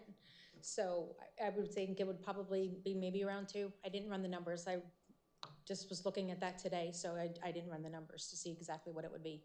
I don't know if I would even have your resident versus your non-resident EIT stuff that I could even break something like that down. Okay, well, like I said, a lot of homework for us to do, but it was nice having a lot of these facts and figures all put together in one place to find, so thank you. Ms. Cadero. Thank you. I guess just to kind of piggyback on the question, did you happen to see what our EIT tax was when we were levying for the open space plan? I believe that it was like 1.25 or 1.5%. It was 0.25 for the open space, and our township did that for, I think, 15 years. So I would hope, a question for you to look into, I think that gives me some historical perspective on the community's desire to value open space and to value the rural nature of our community, and the fact that they were in the past very much willing to increase their EIT to support that community feature. So I think I reminded me when we were discussing this, and the idea, to me, the residents, I think that was expired like 3 or 4 years ago. It just because of the 5-year, it kind of sunsetted naturally. The township didn't like remove it; it just sunsets by law. So we're not currently levying that 0.25 EIT. I think for the past 3 or 4 years, but I think for me that's a good at least starting point to show me that there is capacity. Obviously the community did it for 15 years, and I don't remember anybody complaining about it because they had to renew it every 5 years. So if there was a lot of complaints, people wouldn't have renewed it, or the councils before us, I should say, during those 15 years. So I guess that's a big thing. And then, I think really some assessment, I think from my perspective, some assistance from you in understanding what is, when we look at our capital plan and we look at how we rotate through replacements of various township items, it would be helpful to understand like what happens in other communities, to understand like, are we replacing vehicles, too quickly, or could we sustain and maintain services with replacing them not as often, like things like that if we looked at our capital plan. The other thing I wanted to highlight is I believe one of the big transfers that when you had talked about the 2026 budget, the 1.5 million transfer to the capital fund was to support our public works garage. So that was a high priority to support our staff. That garage is well overdue for an upgrade. But I feel like those kind of projects don't happen as often as like vehicle replacements and the things that other things that we build into our capital. So I think, I don't know which other council member it was, identified like looking historically at our capital items that we put in our capital plan and seeing like what things maybe are a 3-year, 5-year, or 15, 20-year replacement type thing would be helpful for me to understand. I also agree with the request to have nice options for us and a planning flow chart that can provide us with some choices. And I do concur with, I think, Mr. Gress and Mr. Heimbeck. I think all of us were interested in the idea. I think you said that by paying off our debt, we don't then have debt to leverage against for various things. But it sounds like using borrowing for a major capital improvement is something that's normal and that most townships do to fund large projects. So I think looking at our capital plan and telling us which projects could be matched with what grants that we already know about, like that are come out every year by the state or the federal government or the county, and then which projects would be ideal for different types of borrowing and how that borrowing works. We were just at Community Day, and I touched base with one of our state reps, Mr. Freeman, and he alerted us to a major capital improvement grant that could be used for like $1 million projects for public services that the state helps us get. And I don't know that we actually tried it for our public works building or anything else. So I feel like understanding or giving us some road path for grants and opportunities that we can match things with would be really helpful, along with understanding like a roadmap moving forward.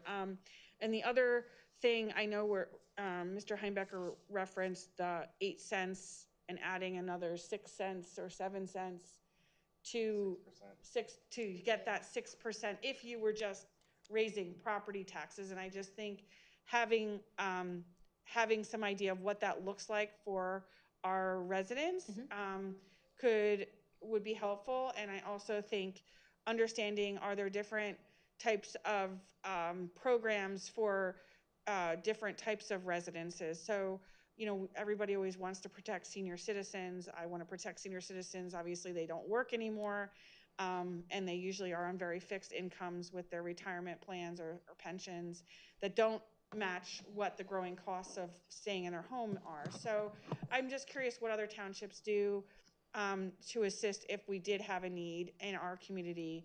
And then looking at our overall demographics, I know we're going to move into the LVPC, but I know they've done a lot of background work in understanding our community demographics as far as our workforce, our education force, and the age of our community and all of that. So I think that there's much room to collaborate with getting that information to help us understand, what do we think the community can can withstand. But I do want to concur with everybody that this for phase one is very, very insightful.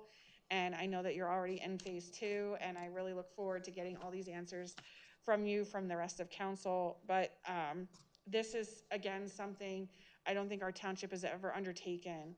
And from my perspective, we need to move forward, and we need to have a plan, and the community wants to see If you could wrap it a up, plan. please. I'm just going to repeat that. The community wants to see a plan, and I'm really happy to hear that there is lots of options for us moving forward, and that we have a path forward to maintain our current services. So thank you. Sure, thanks.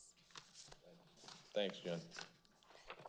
Next, we'll have the Lehigh Valley Planning Commission representatives, Becky Bradley, the Executive Director, Jill Seitz, Chief Community and Regional Planner, and Jacob Weinberg, the Community and Regional Planner. Which PowerPoints?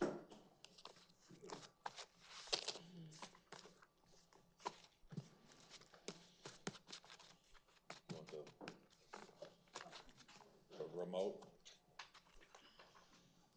This one? There's another one.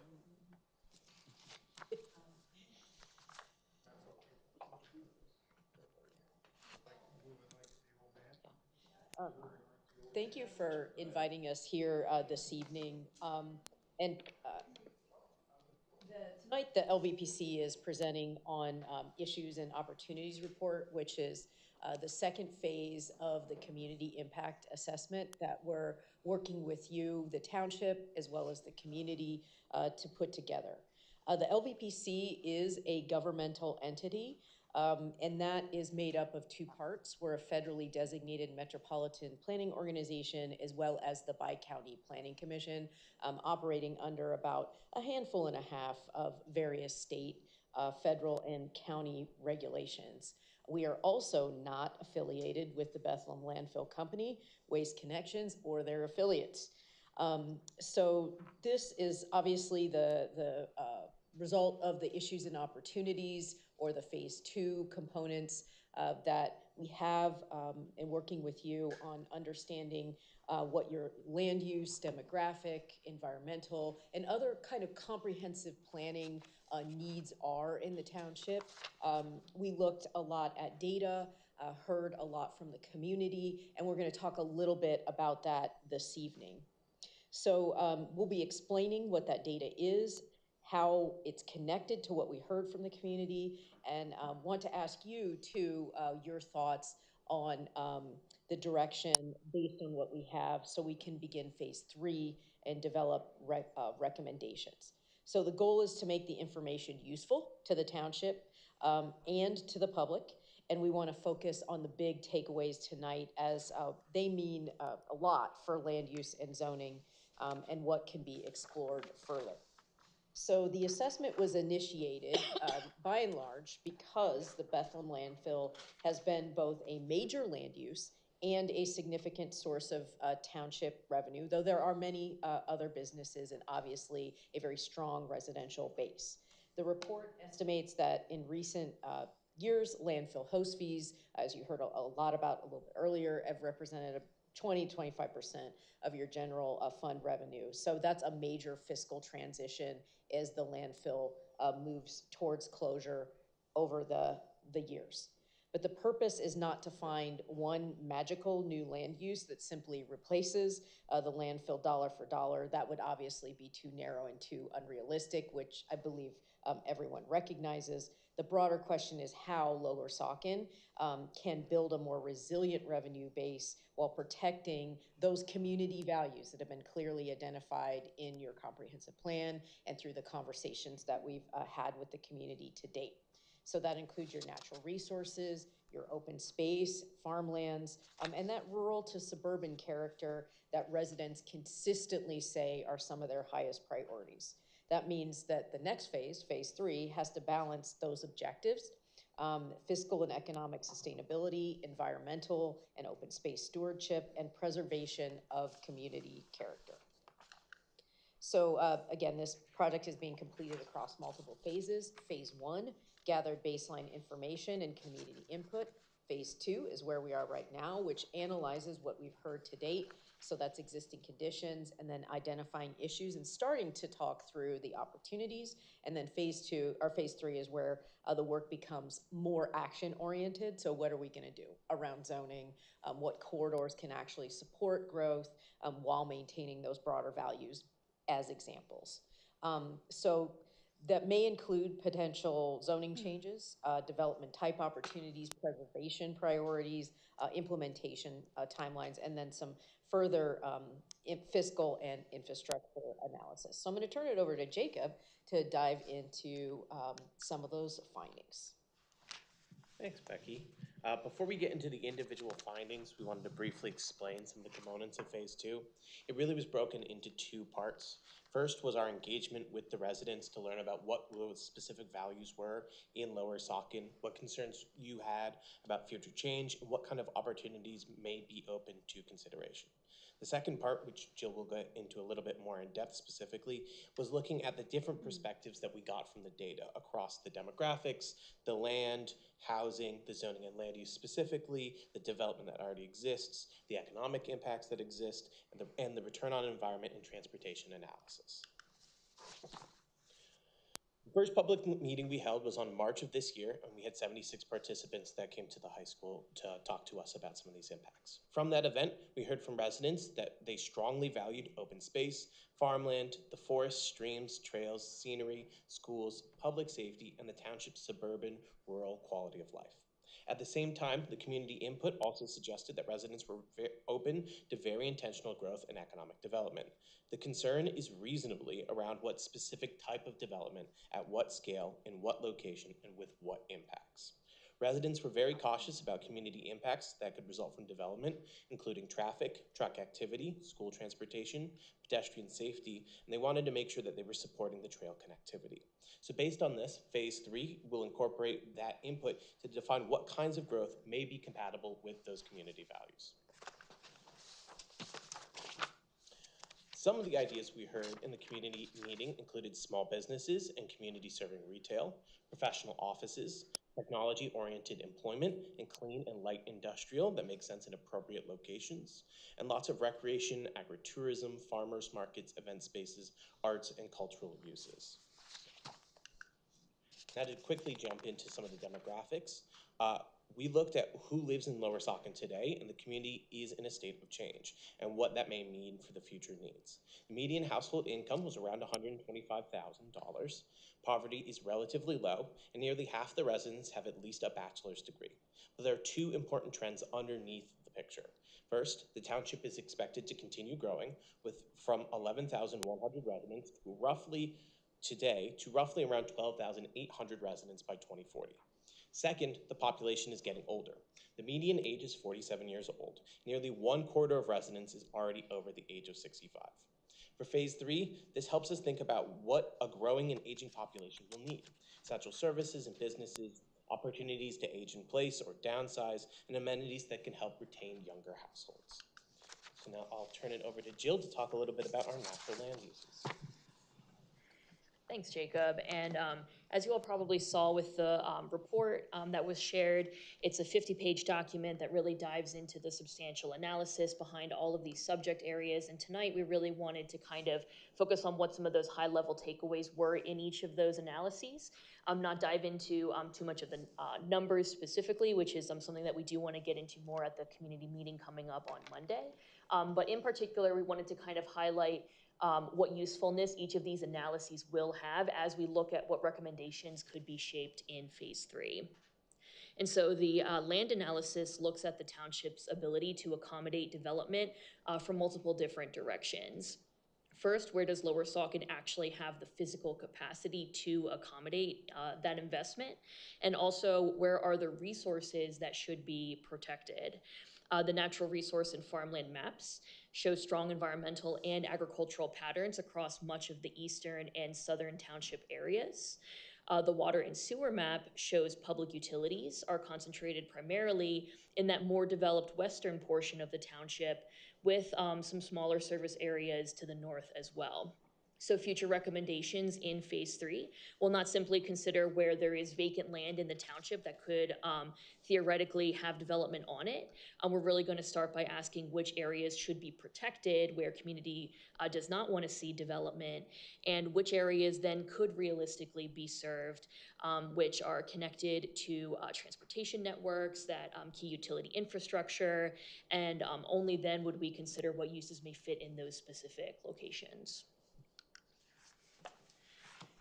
The housing analysis looks primarily at what kinds of housing Lower Saucon has today, as well as how much housing will be needed looking into the future.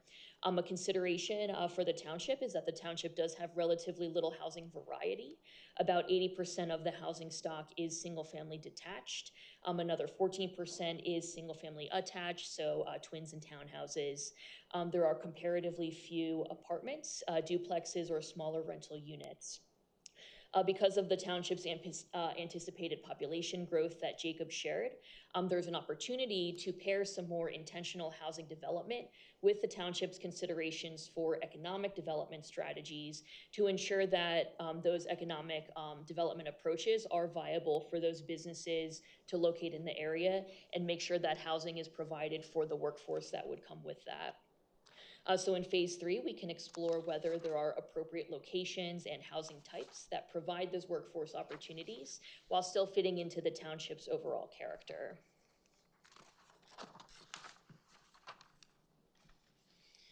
The zoning analysis looks at how the township zoning regulation has shaped the community today, as well as how different land uses contribute to the township's property tax base. So this analysis shows that the township's existing zoning really largely reflects its current character. Rural agriculture and open space residential zoning districts cover much of that eastern and southern area of the township where we saw natural resources as well as some farmland. More compact residential and commercial districts are concentrated than in the west and near established transportation corridors. And so that pattern has helped preserve the township's character. It also helps explain some constraints, including the township's relatively small local employment base. And we're going to talk about that in a little bit too. Another component of the zoning analysis was the land use tax analysis, which shows that tax generation does vary significantly by land use and by the development intensity. Compact residential and commercial patterns generally generate substantially more property taxes on a per acre basis compared to lower intensity development types. And so in phase 3, we're really going to further explore those financial implications of land use directions the township may wish to pursue, factoring in those service costs of different land use types, infrastructure costs, what the traffic impacts may be with given land use types, environmental impacts, and market feasibility, of course, which drives a lot of land use trends.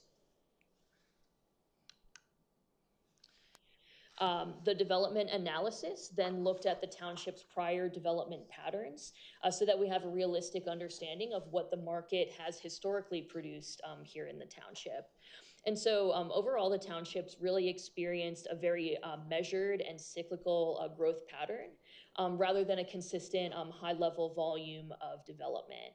Non-residential development has really been episodic, so a project here and there.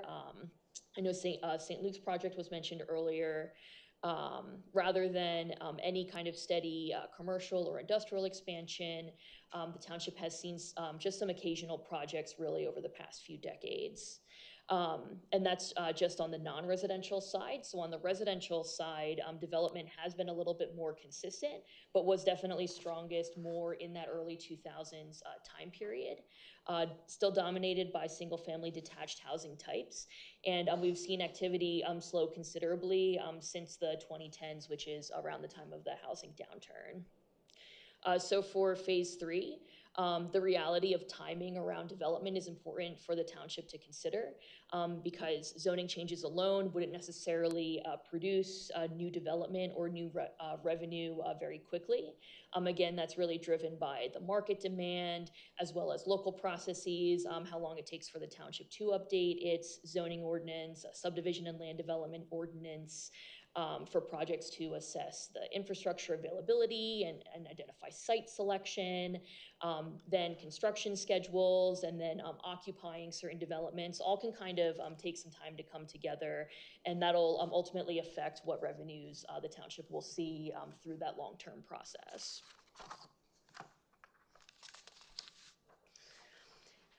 And the economic analysis looks at what kinds of jobs currently exist in Lower Saucon Township, which industries are more or less concentrated here compared to other areas of the region, and how the township's job base has changed over time. And so the analysis does show that there is a strong resident workforce, so a lot of people in the township are working, but there's a relatively limited amount of a local employment base. So we identified about just under 1,500 jobs located within the township specifically, while more than 5,000 residents are commuting outside of the township for work. So that means the township's economic strength is more so tied to its regional access rather than local employment within the township specifically. And so for phase 3, that suggests a need to test whether certain employment generating uses can strengthen that local employment base without creating significant conditions around traffic generation or land use impacts.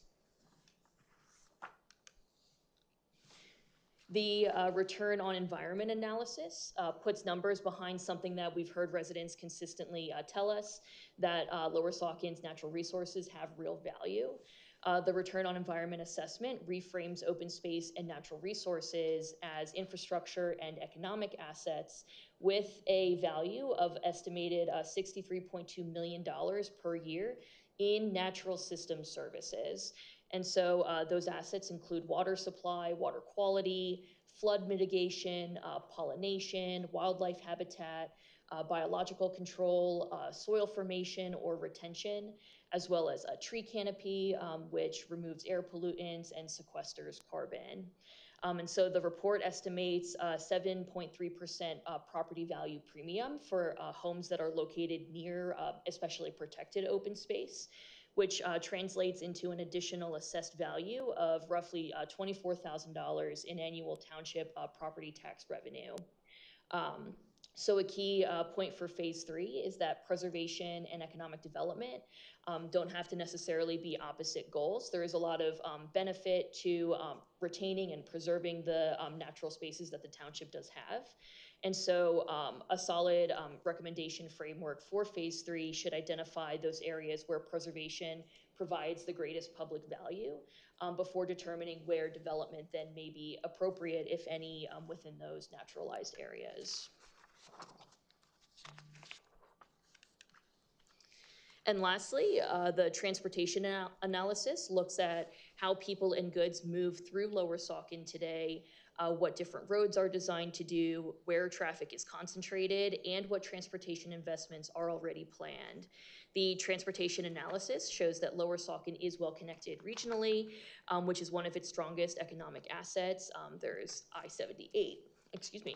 Route 378 and proximity to the city of Bethlehem, Borough of Hellertown, and several other employment centers that the township has access to. It's important to note that the transportation network isn't uniform.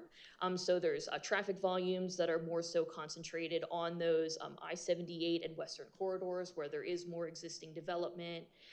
Northeastern and rural local roads generally carry much lower volumes, and so they serve a different function in the township. And that functional classification matters because those major and minor roadways are more appropriate for carrying traffic compared to some of the local rural roads that the township has. And so that's also a factor of where development is appropriate. And so for phase 3, the land use recommendations should be connected directly to that transportation capacity, as well as any planned investment for transportation infrastructure in the township. And an important consideration of that is also maximizing access to Lanta transit stops and routes, which we also know run through the township. And so to kind of connect all these together in the report, every analysis is very much kind of framed in its own little silo. But looking ahead to phase 3, the community's input so far has really helped to start to develop this framework for developing what recommendations could come out of the report. Step one would be to identify what to protect. Environmental, agricultural, scenic, or open space assets that should really be set aside before considering where development would go. So that's like step one. Second step would be what services are available. So where do water, sewer, public services make growth the most feasible, which is also something that developers look at when seeking to locate businesses in an area. The third factor is the connections, which roads and corridors can support additional trips and which areas should be protected from any incompatible traffic, whether that may be from trucks and freight or high traffic volumes. And then that last step is really then looking at the land use fit. What land uses in particular, at which scales and levels of intensity, and with what design aspects can align with what the community has identified that they value in those particular areas. And so you see how all the analyses really kind of start to layer together to form those policy decisions and directions. And so the intent for phase 3 is for the recommendations to be practical and again aligned with the community's vision and goals as we've been hearing. And so another guiding factor for the recommendations in phase 3 is going to be the findings of the community survey that was recently opened. We received 481 survey responses.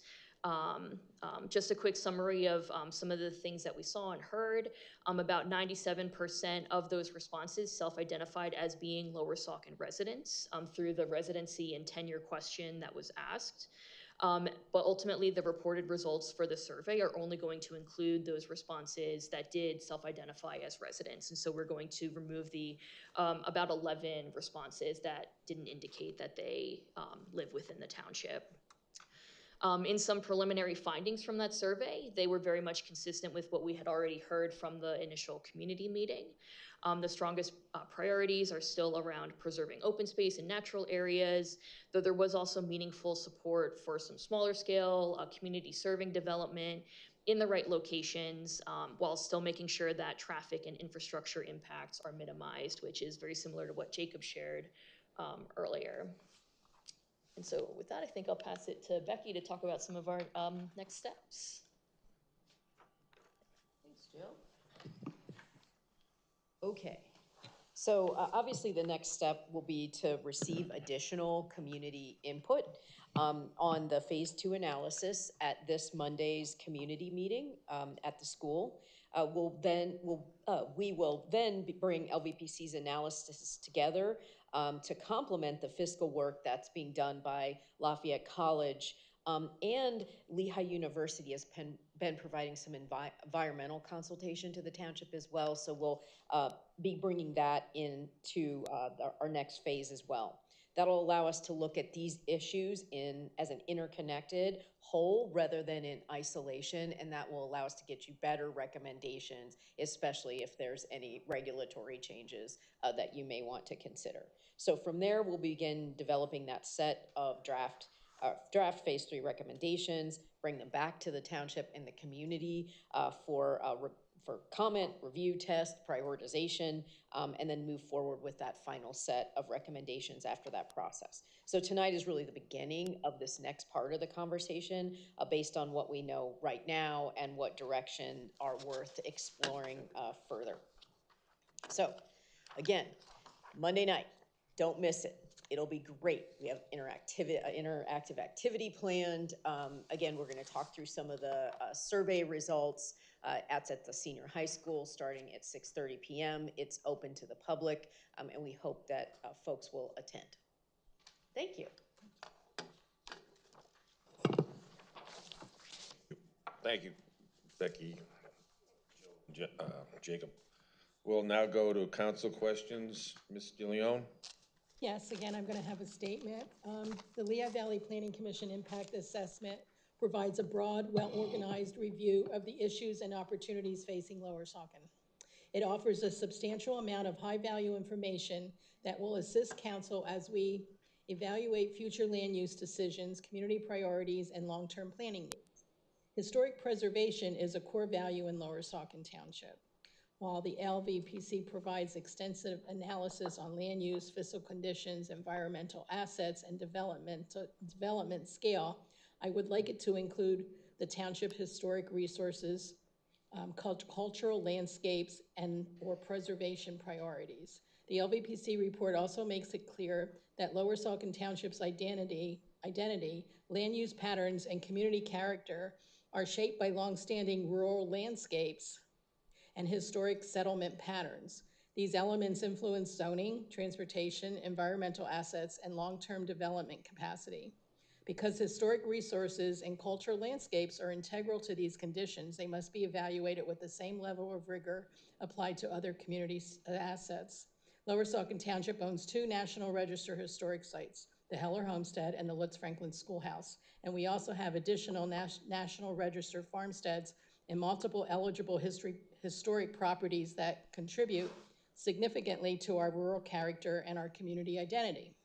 These sites are irreplaceable public assets, and they require consistent municipal support, maintenance, and long-term stewardship. As we move forward, historic preservation should be incorporated into future phases of analysis and planning. This includes documenting and inventory historic resources. This is just my opinion. This includes documenting and inventorying historic resources, identifying preservation priorities, supporting adaptive reuse of historic structures, and coordinating our preservation partners. It also includes providing clear township support for both township-owned historic sites and privately owned National Register or an eligible property through zoning tools, policy alignment, preservation-friendly decision-making. The township needs to set an example by demonstrating that preservation is not an afterthought, but a responsibility we uphold through our policies, planning, and stewardship. In addition, I would like to ask council to consider creating a dedicated page on the township website that highlights our commercial and industrial areas. This would make basic information easy for developers to find, including zoning, permitted uses, access, utilities, and the steps in our land use process. This page will promote the districts generally, not individually privately owned parcels. This is a practical, low-cost step that supports responsible economic development and aligns with guidance we have already received from LVPC and Lafayette College. So that's my statement. One question. At one time, LVEDC had a site that they listed a database. Do they still have that? I mean, I'm talking a while ago. A database for what?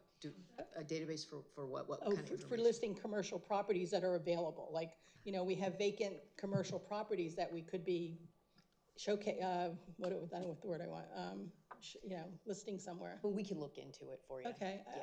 but I really think the township should have a tab on our website that promotes this, because this is where our future is. Thank you. Also, too, we do have information for some work that we did with Northampton County on historic and cultural resources that we can definitely bring to the table in this next And I can phase. be of help too, because love history. Sure. Thanks. Okay.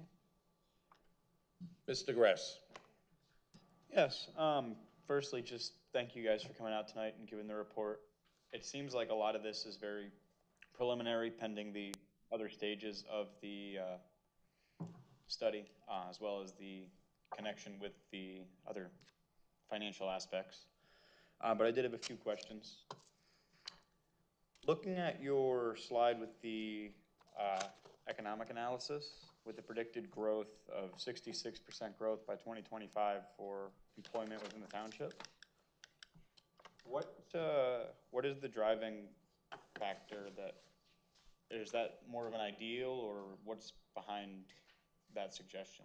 There's a lot behind that. So we work on a high level of rigor for statistical validity. So we looked at your historic trends, essentially, of employment growth. So your historic employment, which is shown in the solid line, and then we match that up with population growth as a percentage of your people that the number of jobs in the community. So we wouldn't just so you know, we wouldn't artificially inflate it because people commute out someplace.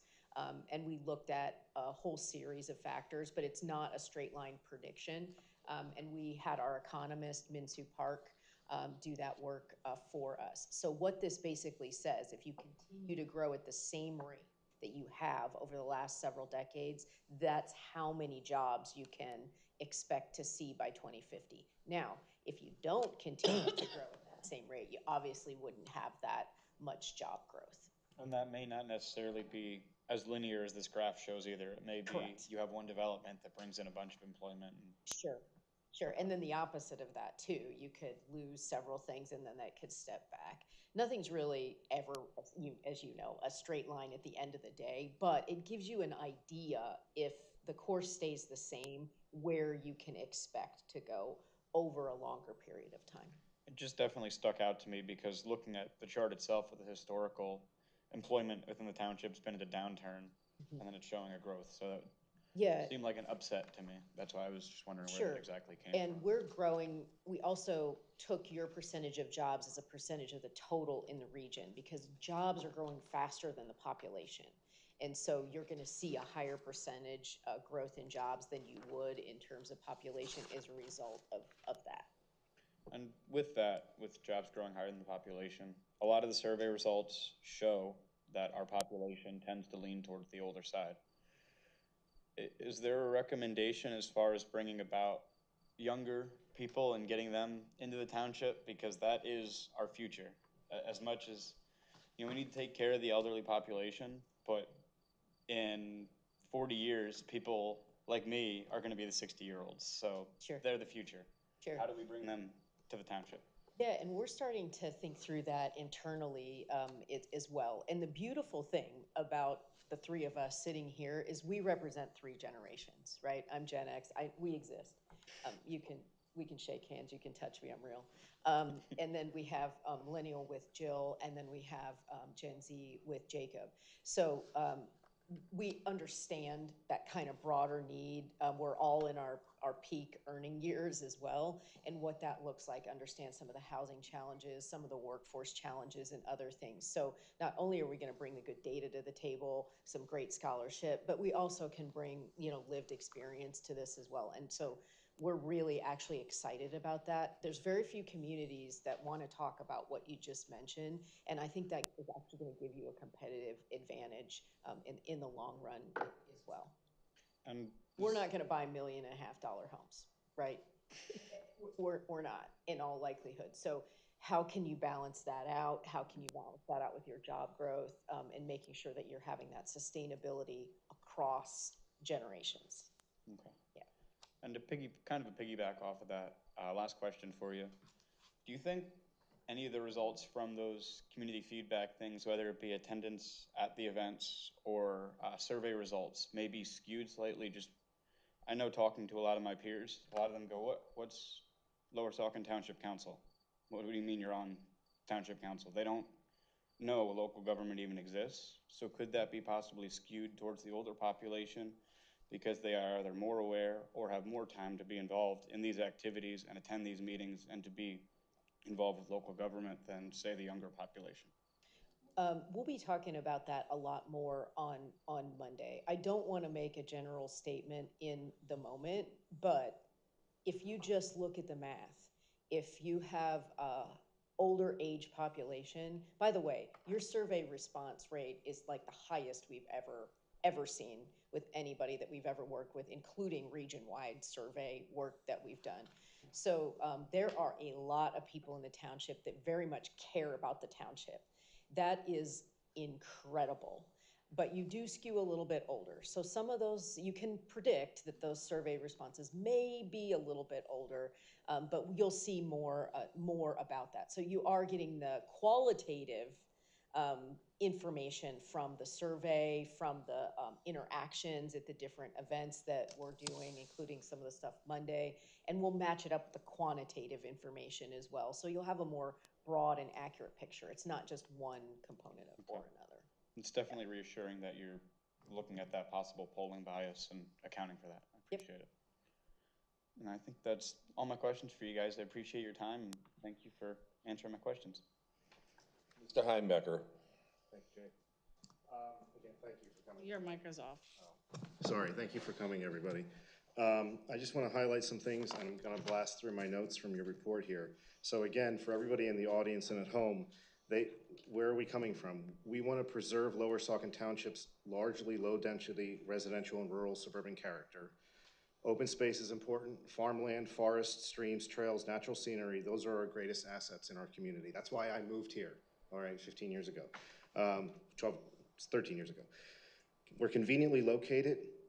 We have strong schools, public safety, recreation activities, and our overall livability in our township is very high. We need to be selective in the type, the scale, the location of future development, okay? Small businesses, local retail, office uses, clean or light industry is what you list in here. Routes 378, I-78.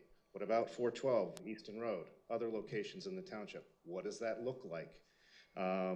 Grocery stores. I don't know how many times I've had people talk to me about needing another grocery store. Pharmacies, local restaurants, home and garden spaces that have, like businesses that have closed down in our area in the past decade. Professional offices, technology, tourism, farms, agritourism, event spaces, which makes me want to highlight the Parks and Rec survey that we had a year and a half ago, where 66% of the respondents want a community center. That's the #1 thing that they asked for in this township. Bed and breakfast, recreation, arts, cultural programming, trail and park connections. Again, we have this rail trail, the Saucon Rail Trail goes through 4 municipalities down in Bucks County. It's a great asset that we have that connects multiple communities together. Pedestrian, bicycle infrastructure.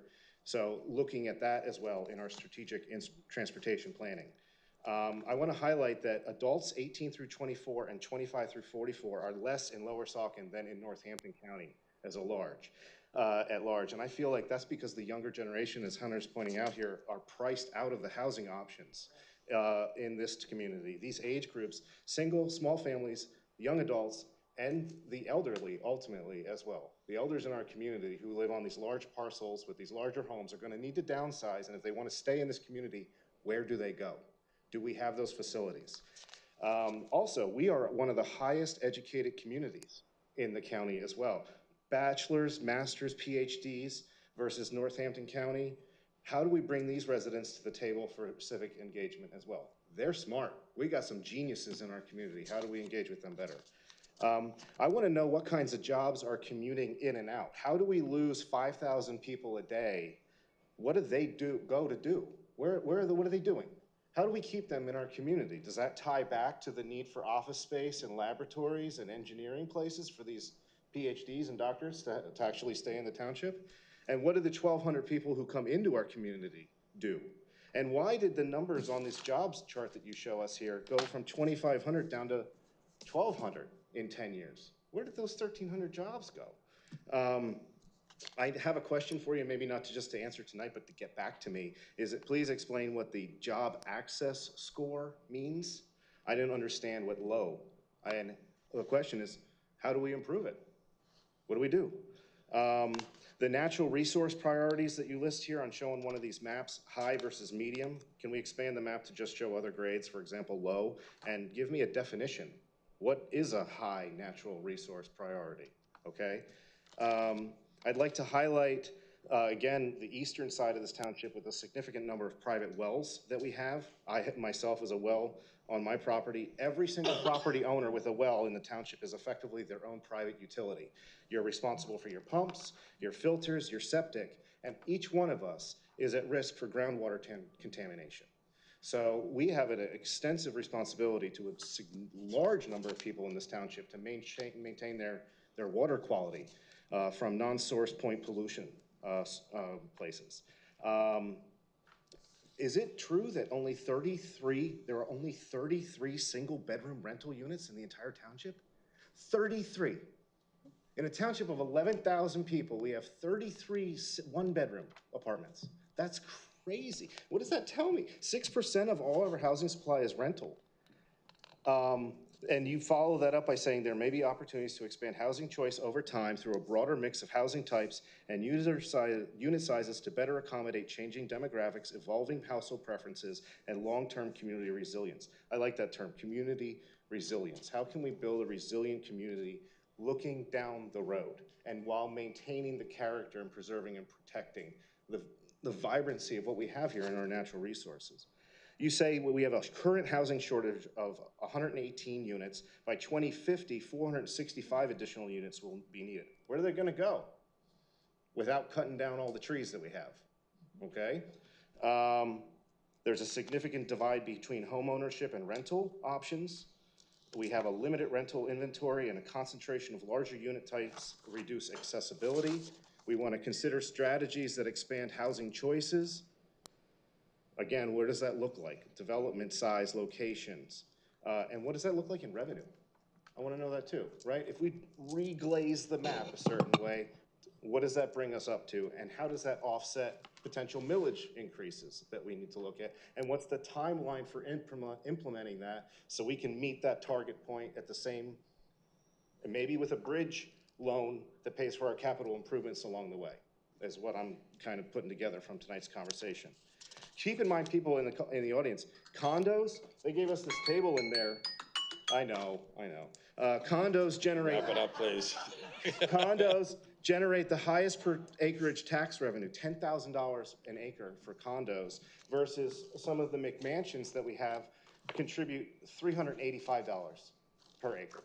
Okay, just to think about, density in our township and where our money's coming from. Office laboratory zonings, where could a shopping center go? The 324 land use category that you have, where does that go? I see that we are a bedroom community. How do we keep people in our township during the day? Compact residential, commercial, mixed-use developments. How can we maintain our open space? I need to understand more about this tax yield versus cost concept. Like you bring in more people, well, now you have infrastructure, you have services, you have transportation access, you have environmental impacts. Is there a market demand? You made reference to a major. Wrap it up, please. I got half a page left. Major recreation proposal in 2020 that exceeded 120,000 square feet. I don't know what site that is. If you could look that up for me, I'd appreciate that. We are low in manufacturing and warehousing. That's good. Nobody in this township wants warehouses. And healthcare. We've lost jobs in finance and professional and technical services, arts, entertainment, and accommodation and food. Yet we have the highest educated professional percentage in residents. We're lacking business and employment opportunities. Now, finally, I'm going to wrap this up with the air quality aspect of this. I know that you have done a bunch with Act 167 and climate action plans and things like that, and the air quality in the Lehigh Valley. What's the grade of the air quality in the Lehigh Valley? We don't do that. And You don't do the grade? No, I'm gonna tell you why. It doesn't tell you what you need to actually work towards the problem. The return on environment actually does. Where you talk through tree cover, how you can reduce particulate matter, because air quality is affected by a whole host of things, right?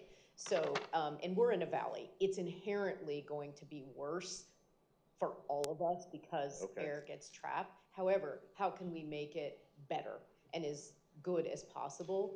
And overall, your tree canopy is amazing compared to most places. Absolutely. That is incredibly important to maintaining your air quality. Yeah, I want to understand what Lower Saucon's role is. Sure. When you put your whole climate perspective together, sure, and you have ups and downs, and you say in here, well, our canopy is worth $240 million in its 500,000 tons of carbon that it takes out in pollutants. When you think of your whole county for LVPC, where does Lower Saucon fit in that?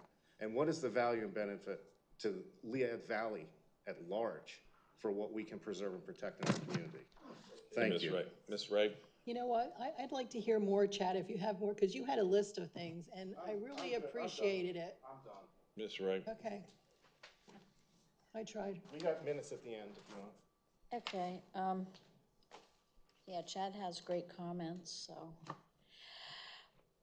I just made a few things that I highlighted and some thoughts too. So I wondered about the job growth as well that Hunter brought up and wondered what types of jobs. I don't think that was mentioned in here. Like what types of jobs do you see? And we have potential? some of that. The tricky part about that is this. Retail is declining all across the world because of online in-app shopping. Now you have whole other things that we're planning for, including 3D printing operations that are highly localized, right? So banking facilities in communities are also declining as people bank more on their phones. Right. So we do have some information, but I want to preface it because I want to get you something that's accurate, that thinking through that change is going to be part of that conversation as well, because what we know today won't be what it is in 5, 10, 20, Right, 15 okay. years. And so we can look at it from the lens of today and what we know over the next 5 years. But past that, because of AI and growing technologies, we're seeing a massive change in what jobs are actually going to look like. And so it'll become less accurate. But we can definitely get back to you on that. Okay.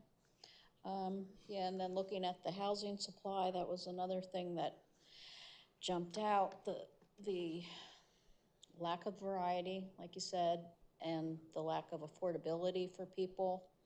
I think, you know, again, these reports give us more homework that we can do. I think our zoning really needs to be like A to Z, go through the whole thing. There's a lot of junk in there that could get improved. I know I've taken a couple courses with PSATs about ADUs, which is accessory dwelling units.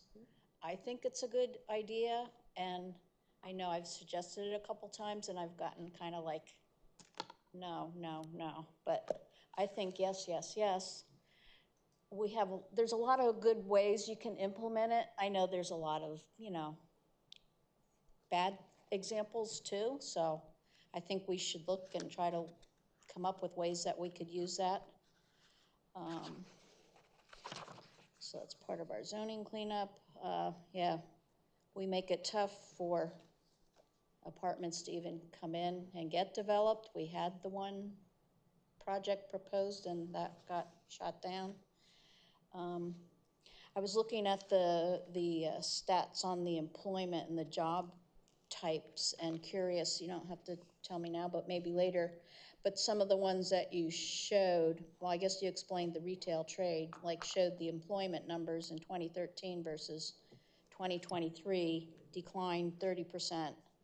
And then management of companies, I'm not sure what that was, but that declined 95%. So it's like, do we have any information like why did these businesses leave? Is it, you know, the area we don't have the customers here for supporting whatever different types of business?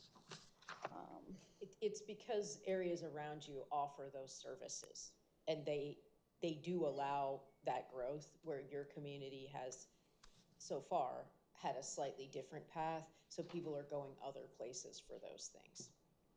Okay. All the comments were made about the open space and the value of that, and I'm fully on board with that as well. So I won't repeat all that, but I noticed in this one thing, this caught my attention, project type, so it listed some bridges and roads and things that are getting improved, but there were safe routes to school. I don't know anything about this. I mean, it looks like we have like 3 little safe routes to school. It's like how are these people getting to school on these little blue lines? Sure, and I can explain that to you. It is a term used in transportation planning, and honestly, we receive through we have a transportation board called the Lehigh Valley Transportation Study. It's the federally designated metropolitan planning agency, and we manage a portfolio of over $4 billion that comes directly from Congress. About 80% comes from Congress, and then 20% comes from the Commonwealth of Pennsylvania, and the Pennsylvania legislature as part of their budget process. So those funds, variety of buckets in those funds, each one has very specific rules. There's a small pot for trail connection projects, sidewalk projects, and those are considered safety or loosely termed safe routes to school. Okay, because it's like these don't go to the school, so. Yeah, we definitely lack public transportation. There really is maybe A little one or bit. two stops over here by the shopping center. I don't think there's any other in Lower Saucon Township. Not in the township. Not in the township, yeah. In the Hellertown, you can catch the bus, but you can't really like walk to Hellertown from most of our places. Unless you want to get run over.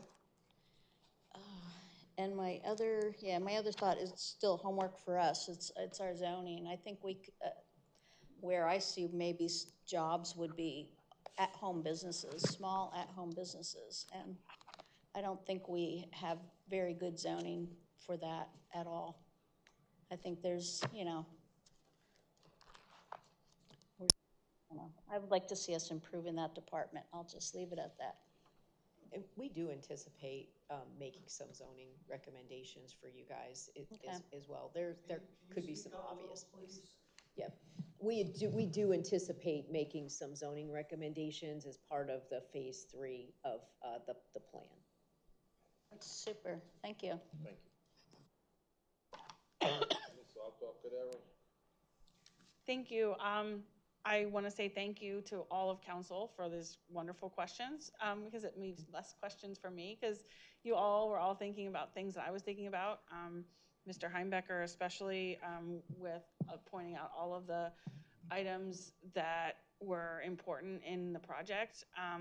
Like I said before, to have the breadth of expertise that you bring to our township to help us move forward has never been done before in our township, and it gives us a tremendous opportunity, and I look forward to seeing what options you provide us, and hopefully a roadmap that we can follow to help implement to kind of accomplish and fill the gaps in the places that you've identified.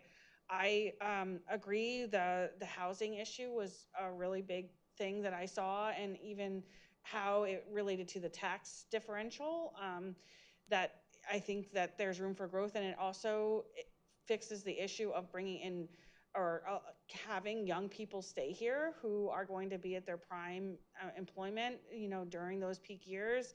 Lower Saucon is becoming a place that's very hard to move into, certainly as a first home buyer, but that's like almost impossible.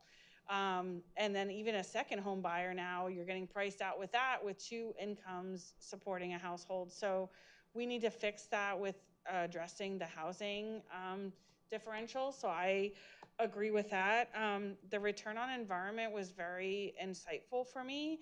I think what would be helpful also would to understand like what would be, if there's a way to value, if you lost some of that tree canopy in places that were at risk for additional industrial expansion, what would that mean to the property values around there? What would it mean? What would it cost property owners to expand their wells, or to get to public water service, which they don't have? What kind of cost to the community would that entail? Also, one of the things I didn't see in there was just, how about road and increased truck traffic, or I would say like looking at our truck traffic now and then comparing it, if you had expanded things or added additional industrial uses areas, like how would that impact the infrastructure that we have, and the impacts that would have on the communities around those traffic patterns.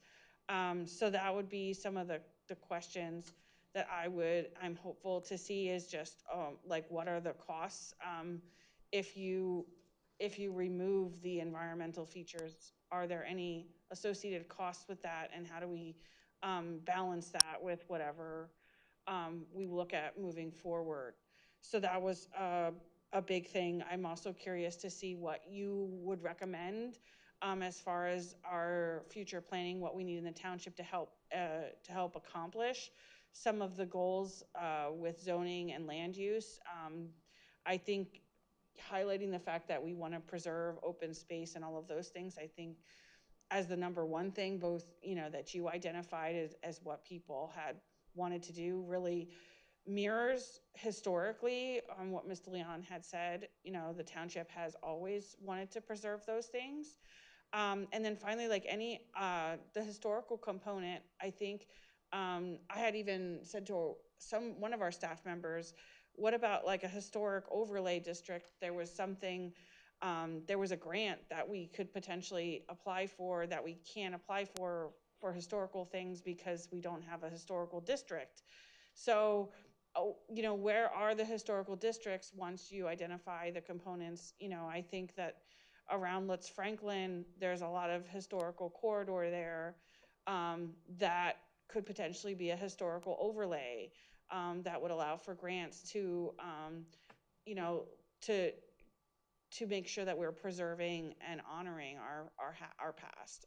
So that would just be another component that I would ask for. But in general, I feel that this is the foundation for us moving forward, and I think it reassures the community as a whole that we have a lot of work that we've done. We have a lot of work to do, but we have a council that's willing to do that work. And everybody should be very positive in knowing that we can move forward together as a community in the way that we want to see our township in the future. That's it.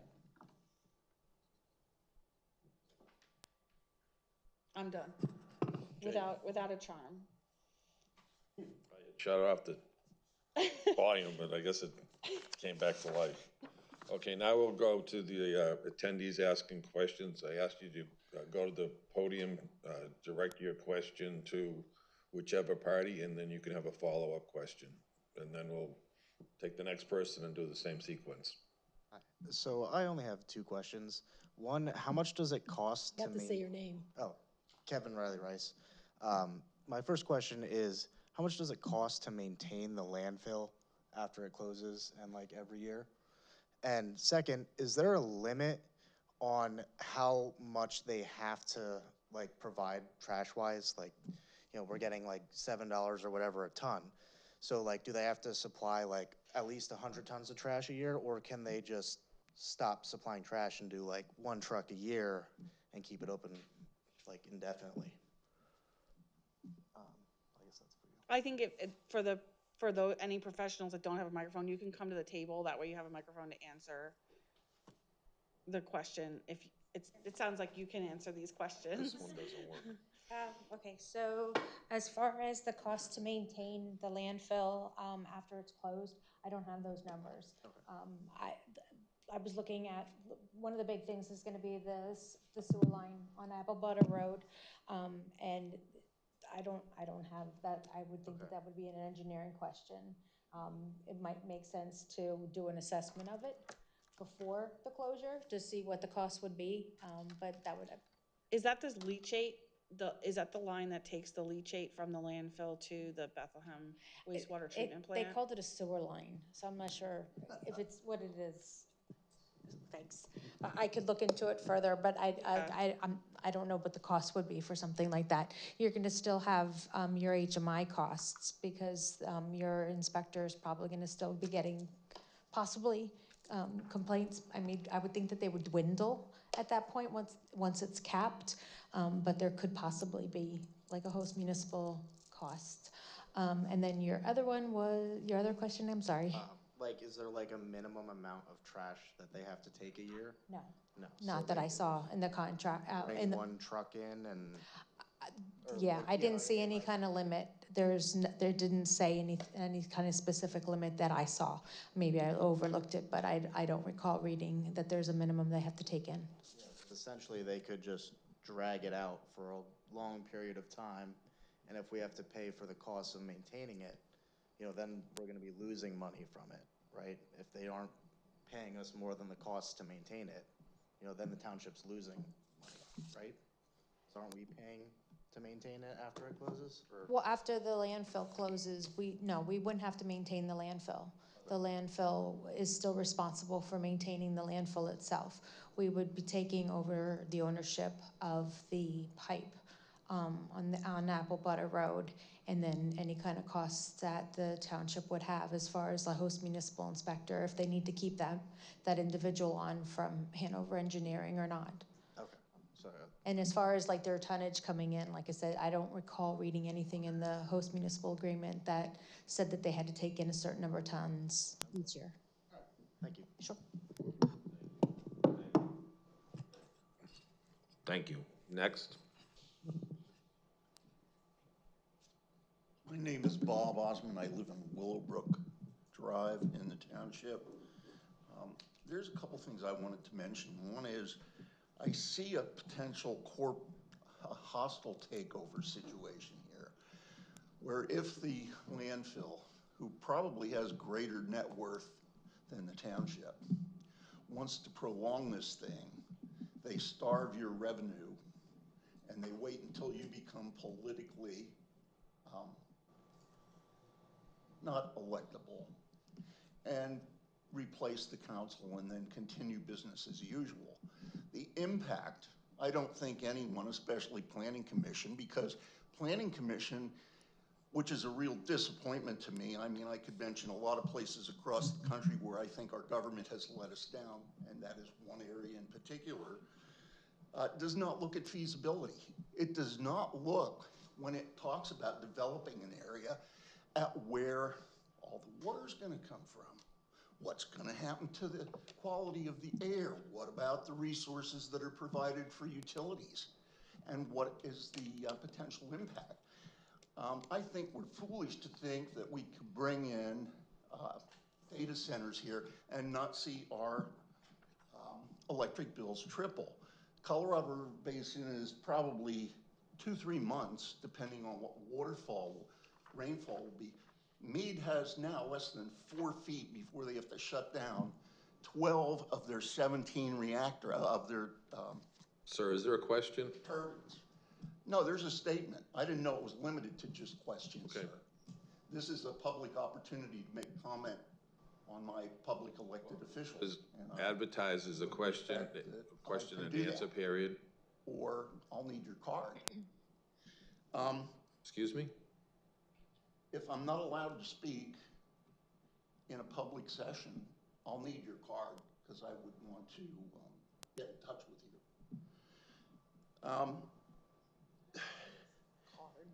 The other thing I would mention is the federal government right now has $40 trillion in debt.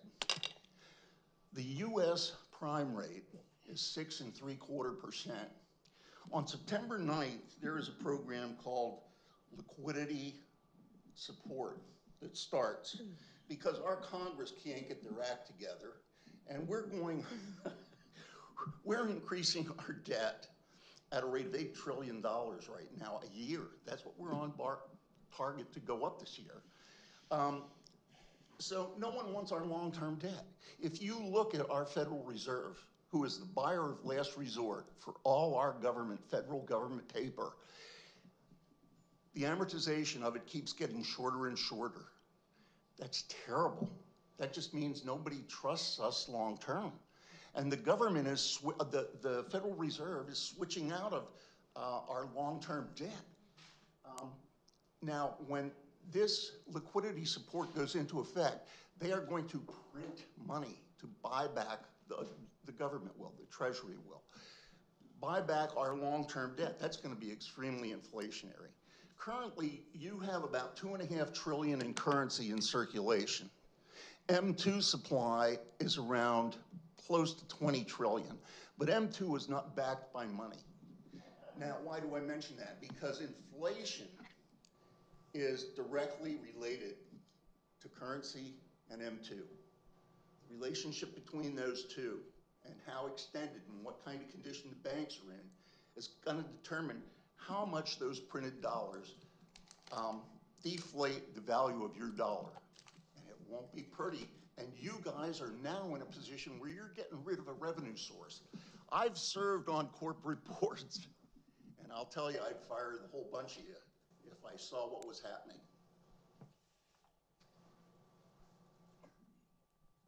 Thank you, sir. Next. Bob McKellen.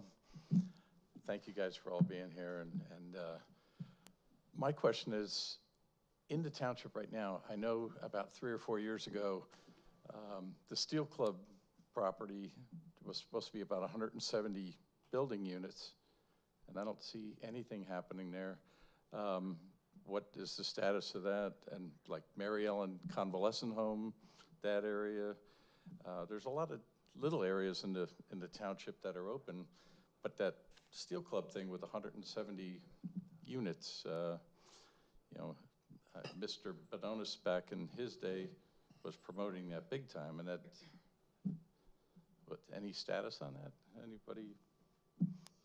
There's a pending lawsuit relative to That's right, forgot.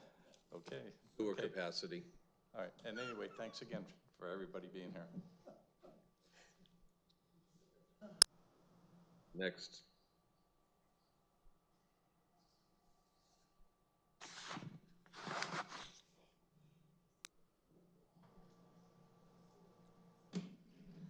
Hi, thank you all for your information. It was very helpful tonight. I appreciate the time and energy that it takes to do that, having done a lot of strategic planning in my life.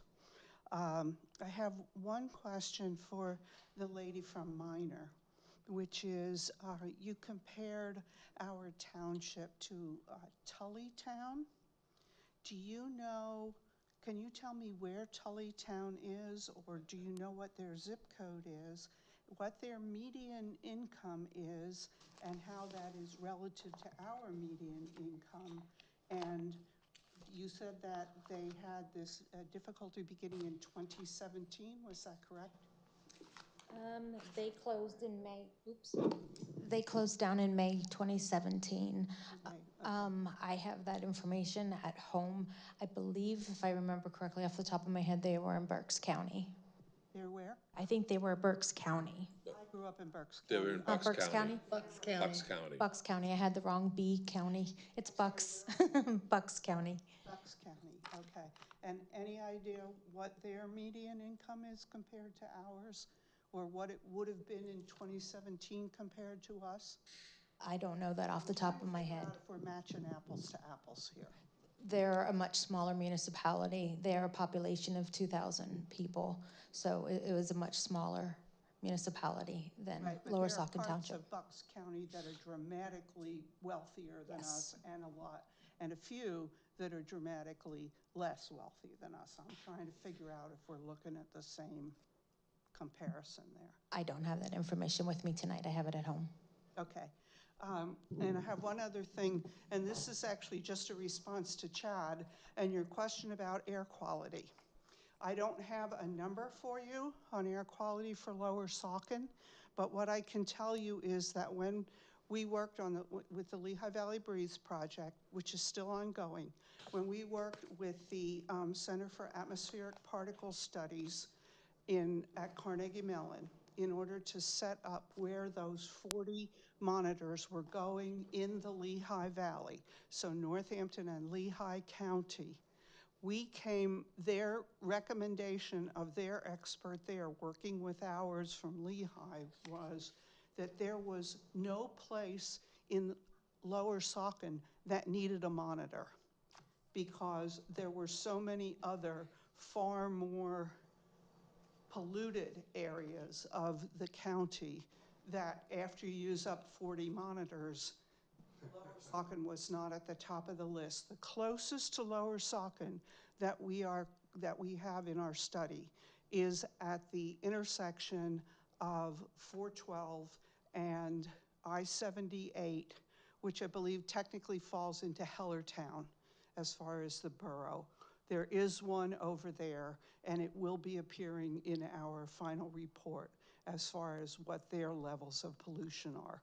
But Lower Saucon did not fit into the criteria that we had outlined and that we had worked with them to outline for air quality concerns. When's your report coming up? You would have to go talk to Lehigh County about that, since they changed executives. They have been unresponsive, I will say. Northampton County, we have no problem with, but Lehigh County, we're still waiting. And since it was a joint project, we need to have both counties involved in the final.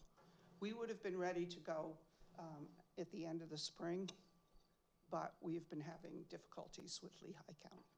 So, and you didn't hear it from me. Thank you. Next.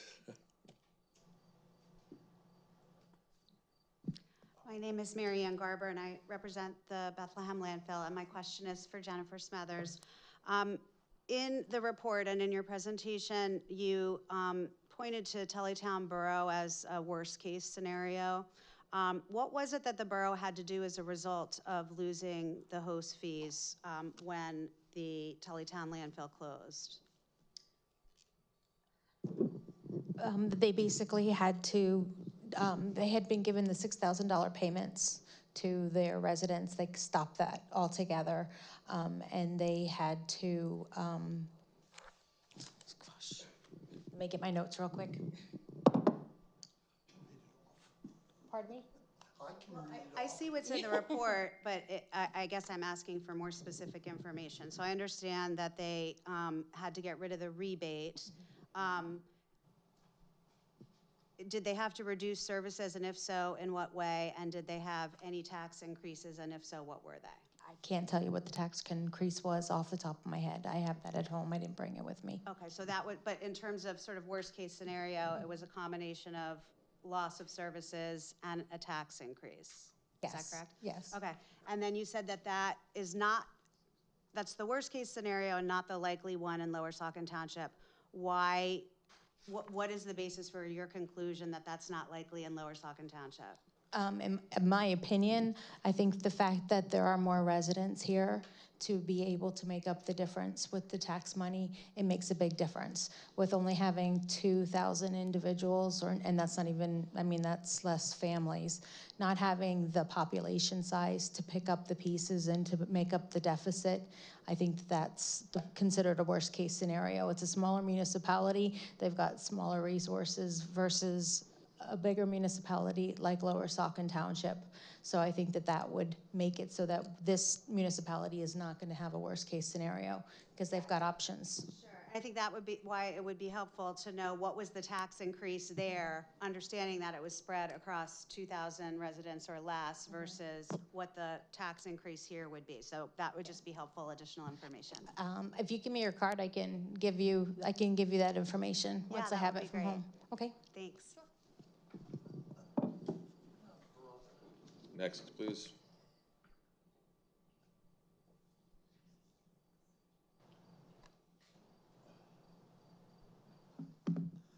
That's interesting. I thought I had, I'm Dave Boulan, by the way.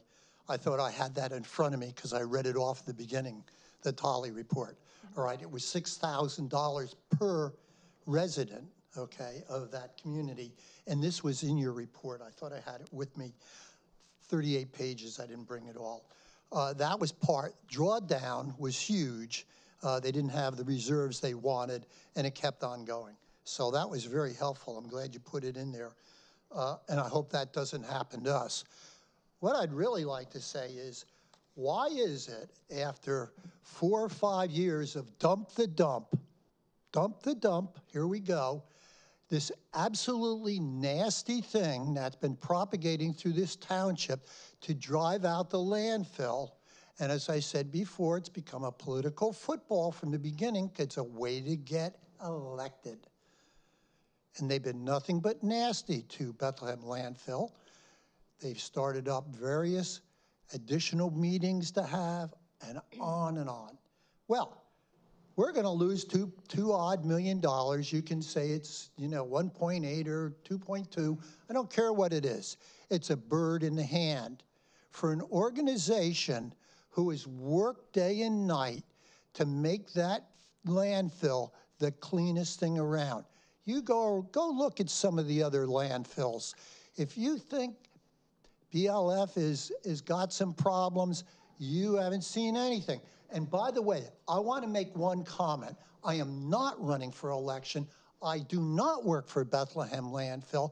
And furthermore, I noticed that this report takes, God bless our working people in this environment, takes all of the personal comments from the people up on this dais, the people that work in this building, all of which are dependent upon this council to remain employed. Because they don't like you, you're gone, all right? So I don't see that in the report, by the way, in either Lehigh Valley Planning Commission or whatever else. The other thing I'd like to mention is if you're in love with Lehigh Valley Planning Commission, and by the way, I just want to say, there's a problem here. Aside from Dave Boulan, we hear nothing from other people. Well, other people don't really want to get involved. They work hard all day long. All right, so here we go. So I just want to say I am a voice. I am retired. I'm one of those people that Virginia loves, supposedly. Those are the older folks, all right? And I've been around. I built my first house. Don't tell me you can't get a house if you want to work hard enough. Horse feathers. Back to Lehigh Valley Planning Commission. I noticed that Virginia's on that now. Oh, that's good. So she's talking to them and she's part of them telling us what to do. Well, that's her goal. And she didn't announce that she's on it. Oh, that's good to know. Goose and the gander, here we go. So if you want a project up there at the landfill, in place of the landfill, why don't you get it first? It's called a bird in the hand. All right, you don't have anything even remotely close. I know you're exploring it, and we understand it's only a year or two away before they close up and go away.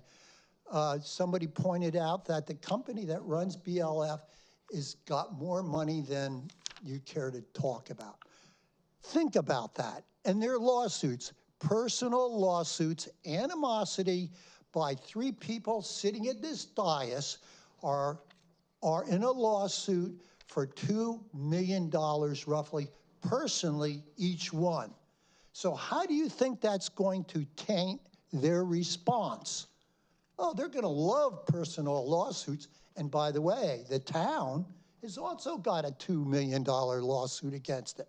So if you think that this is, aside from Hunter Grease and Chad, who, by the way, if you listen carefully, are probably the most intellectually honest about the questions they have. If you think the others are impartial, you really need to think again. Okay. If you also like Lehigh Valley Planning Commission, maybe you ought to think about the endless warehouses that have populated none other than Bethlehem. You ought to think about the traffic going down 412, and along with PennDOT, they're gonna fix 378 like fun. They may fix part of the bridge, it's still gonna be a clog coming up over the hill, Puggy Lane, back down the hill. No, why is it those things aren't already fixed? We're not living in an environment here that is pristine and being absolutely wonderfully mastered by Lehigh Valley Planning Committee. Route 22 has become a wonderful road for PennDOT to repair again and again and think about expanding, and it's just wall to wall in the morning, noon and night, all right? And the rest is gonna happen. That's 378, that's 412. Yeah, we have, how many bridges was it? I'm sorry, how many bridges did we see in the township they have? And only 9 out of like 50 don't need repair?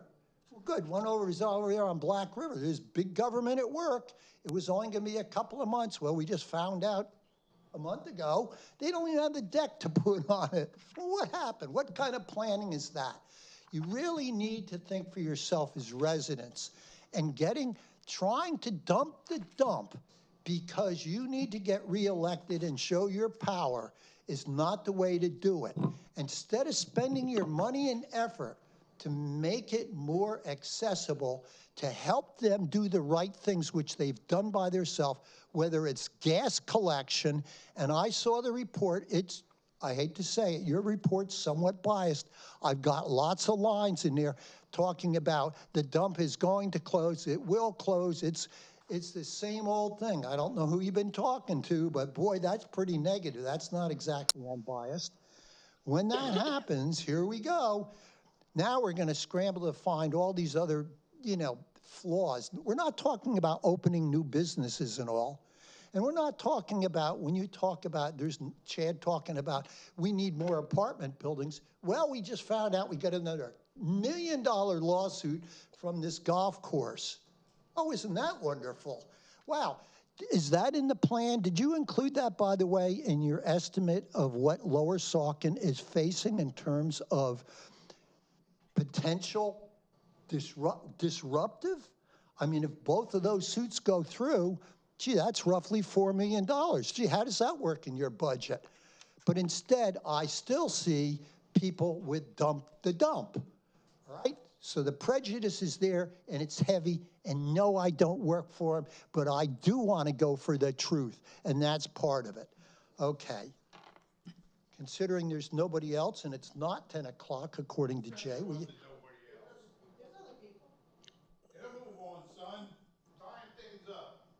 Mr. Boulan, I gave you 7 minutes, which is 1 more minute than I gave council, so if someone else would like to come up.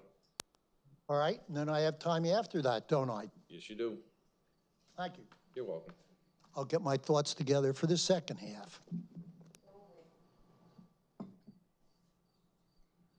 Next.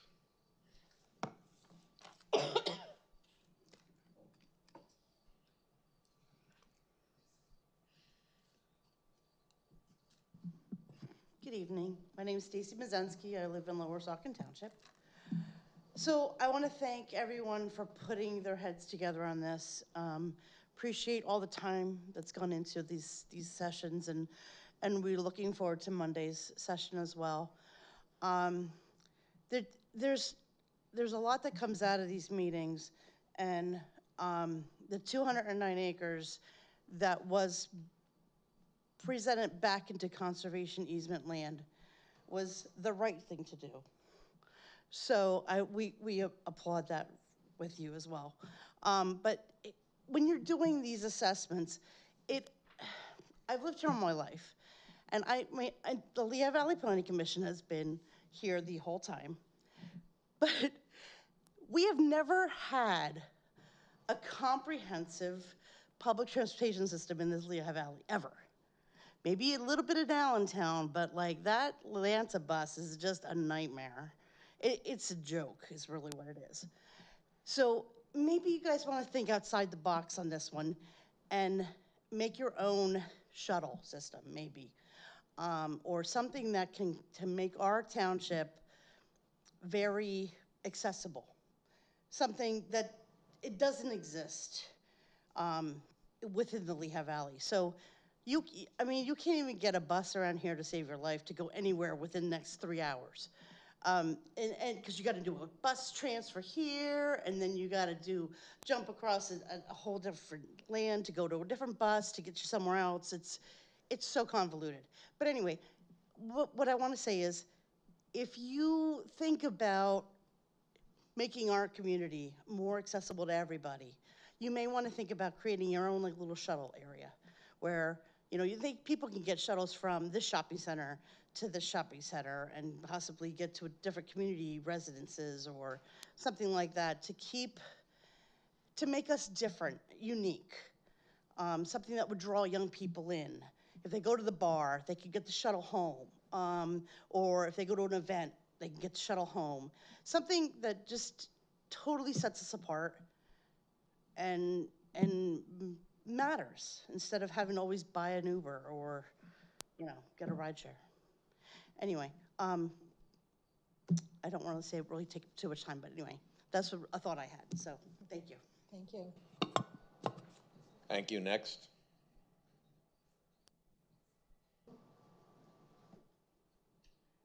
Mark Ozemick, Lower Saucon Township. I might be the last, it looks like, to Lehigh Valley Planning Commission and whatever this woman's name is here in front of me. Jen. Thank you for the time that you put into this. Here's the thing that nobody is looking at. The entire United States is in a pickle. We're so far in debt for everything. And the only way Americans look at anything is more and more and more. I want more paycheck. I want more health care. I want more gas. I want more diesel fuel. And frankly, Trump won't be great again until my diesel is 90 cents a gallon again. And our refineries are rebuilt. That's the problem. America's not taking care of America. And the other problem that comes up locally within our Lower Saucon Township is the council. When council came in, they approved astronomical raises for everybody. They could have said no. They could have said, no, you got to go back and rework this, but they didn't. They approved her numbers, which was sickening. It may be nickels and dimes overall, but it's still sickening. And you can't tell me that, you know, Mark, the manager, was at 140,000, and then they had to spend $200,000 for Jay. Or the chief of police raises. And that's where the problem is with America. And that's where the problem is with Lower Saucon, because you don't know how to say no. You don't know how to live within your means. And you just expect money to fall out of people's asses, and it don't work like that. And that's the butt of the whole problem. You got to live within your means. I go after my wife's health care insurance because a facility wants to charge me $50 specialized fees. You're not a specialized fee. I went in there for a sinus infection. My fee is supposed to be $15. But the healthcare system is ripping off the insurance company and trying to rip me off, and I refuse to pay it. And that's where Americans need to grow some balls and say, we ain't doing this no more. And you got to put an end to it. And that's that. And these people right here, right from the beginning of the door, went boom, okay, boom, okay, boom, okay.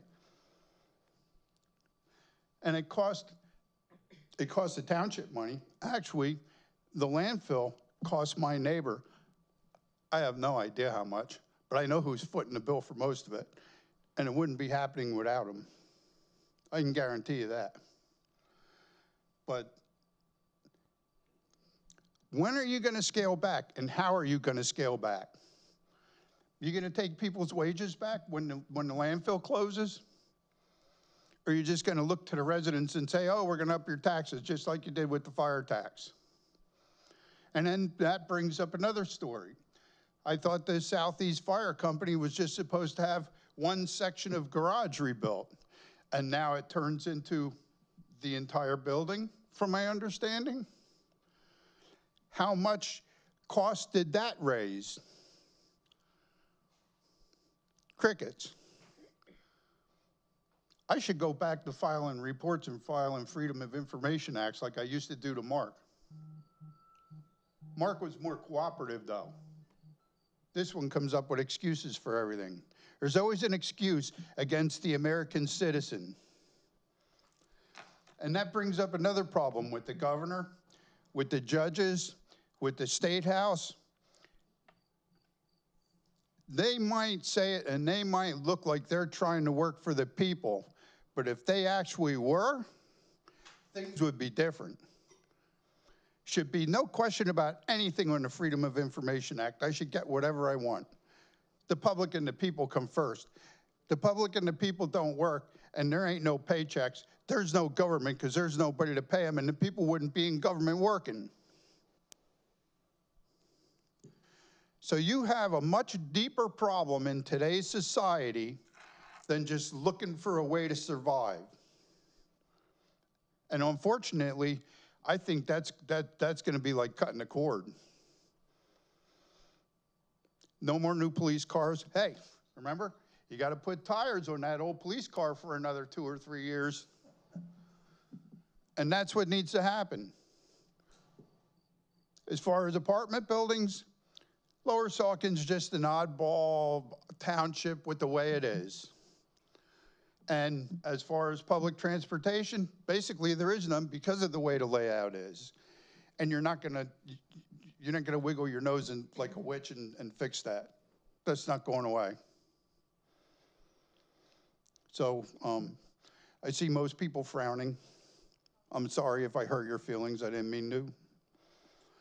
I'm just trying to tell you that I'll be 67 next month. In 67 years from what I witnessed as a kid and riding a city bus for 20 cents or 25 cents to Harrison Morton and back from the east side and going to hospitals or watching my mom die and watching my dad struggle and work after his Bethlehem Steel job so he could afford more stuff. I think the entire situation is going down the wrong train track.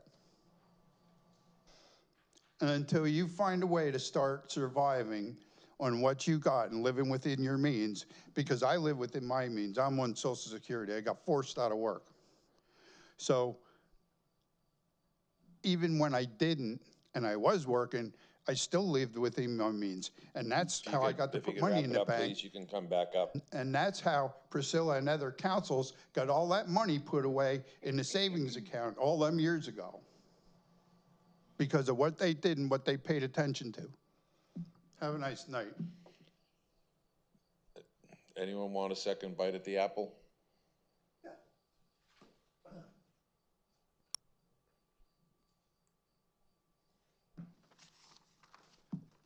All right, I'll try to keep it a little shorter. I think the bottom line is when I ended up, I said, dump the dump, let's get rid of them. Well, they got rid of $2.2 million or whatever the income is. I won't haggle over a few $100K between friends. I think the other thing that I heard mentioned was about the air pollution here, talking on about it. Yeah, we have air pollution, and guess why? We have trucks all over the place. We have people all over the place. It's condensed. And you know what? Those particle monitors that were getting referenced, gee, some of them didn't work. As a matter of fact, most of them didn't work. And yeah, there'll be a final report. It ought to be interesting to see as the same. Okay. Okay.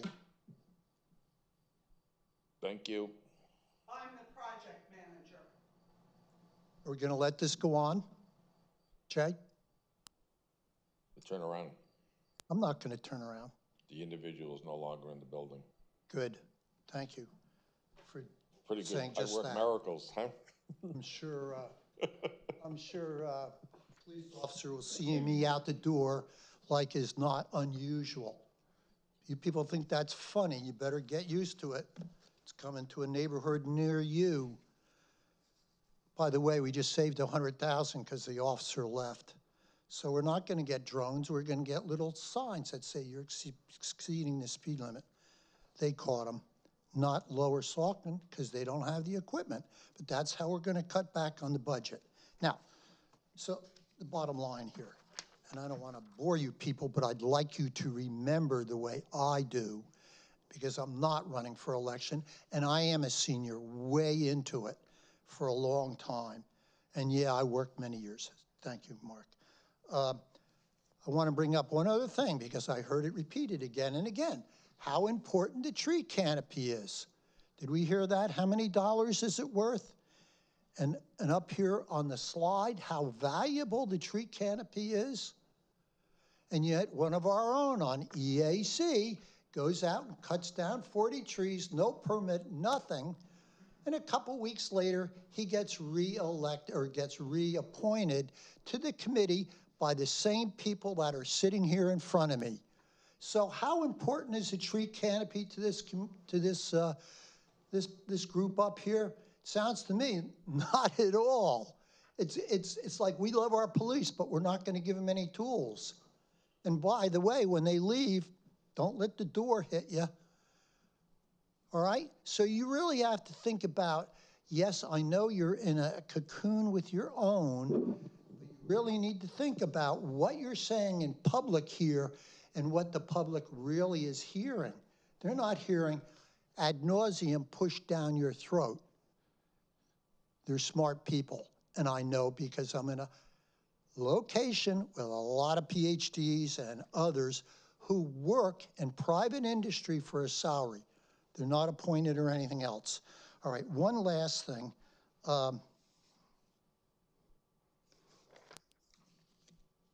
There's so many last things, it's incredible. It really bothers me when I hear people like Friedman talking about, oh, you can get $1 million grant. I want to say this about that. I forget exactly how much we paid for the Hellerstedt Homestead Park evaluation plan layout. I think it was $30K. Well, gee, that's sort of nice, I agree. But if you want those kinds of things, there are a lot of organizations that raise their own money. And I think if you demonstrate clearly that you are going to put your sweat equity into it, like I do into these hearings whenever they come along, you would find it to be very productive and useful, and you'd be happier people, okay? So I'm going to leave it at that. I thank you, Jay. You have done just what you said you would do, and you're an honest man. Thank you. Anyone else?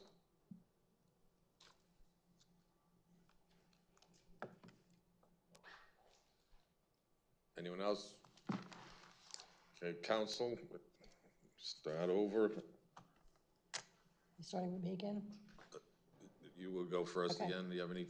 Okay, so I'm just gonna bite the bullet here, and it took a long time to get environmental protection standards in our regulations. I don't want to lose any. So just keep that in mind, please. I've been here a long time. And also, let's see, I can't read sideways here, I'm sorry.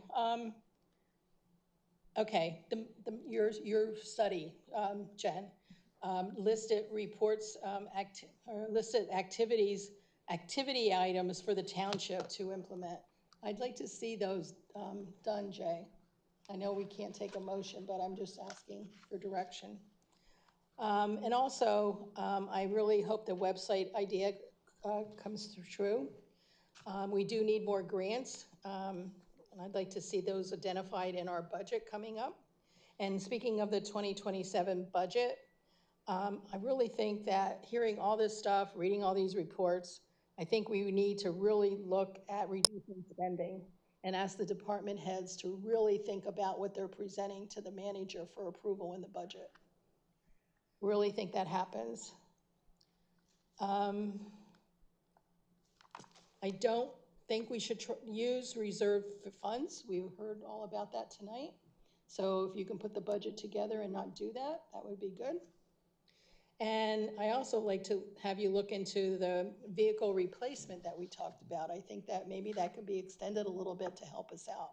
And these are just things off the cuff here. So thanks. That's all I have right now. Mr. Gress? I'd just like to thank everyone who came and participated or watched. And that's all. I hope everyone has a good night. Thank you. Mr. Heimbecker? I don't have anything else. We've been here for 3 hours. I think everybody has done their job, and we've heard a lot. And it's a lot to digest and take back with us, and I look forward to phase 2, 3, 4, and beyond. And I'll see you Monday. Will you be there Monday night? I'm moving my son into college. Oh, nice. Well, congratulations. Thanks. So I'll be there. Need help? And I hope most all, yeah. Yeah. Do you need help? We'll be, but I look forward to the results of all this, and I have submitted in some questions. I hope that's been forwarded through, and just to have some clarifications on some of the points that I brought up tonight. So thank you again. And I appreciate the community for coming out and the residents and expressing their thoughts and concerns. I've gotten a couple pages of notes from what was all said, and we'll take this all back home and move forward. Thank you. Ms. Ray?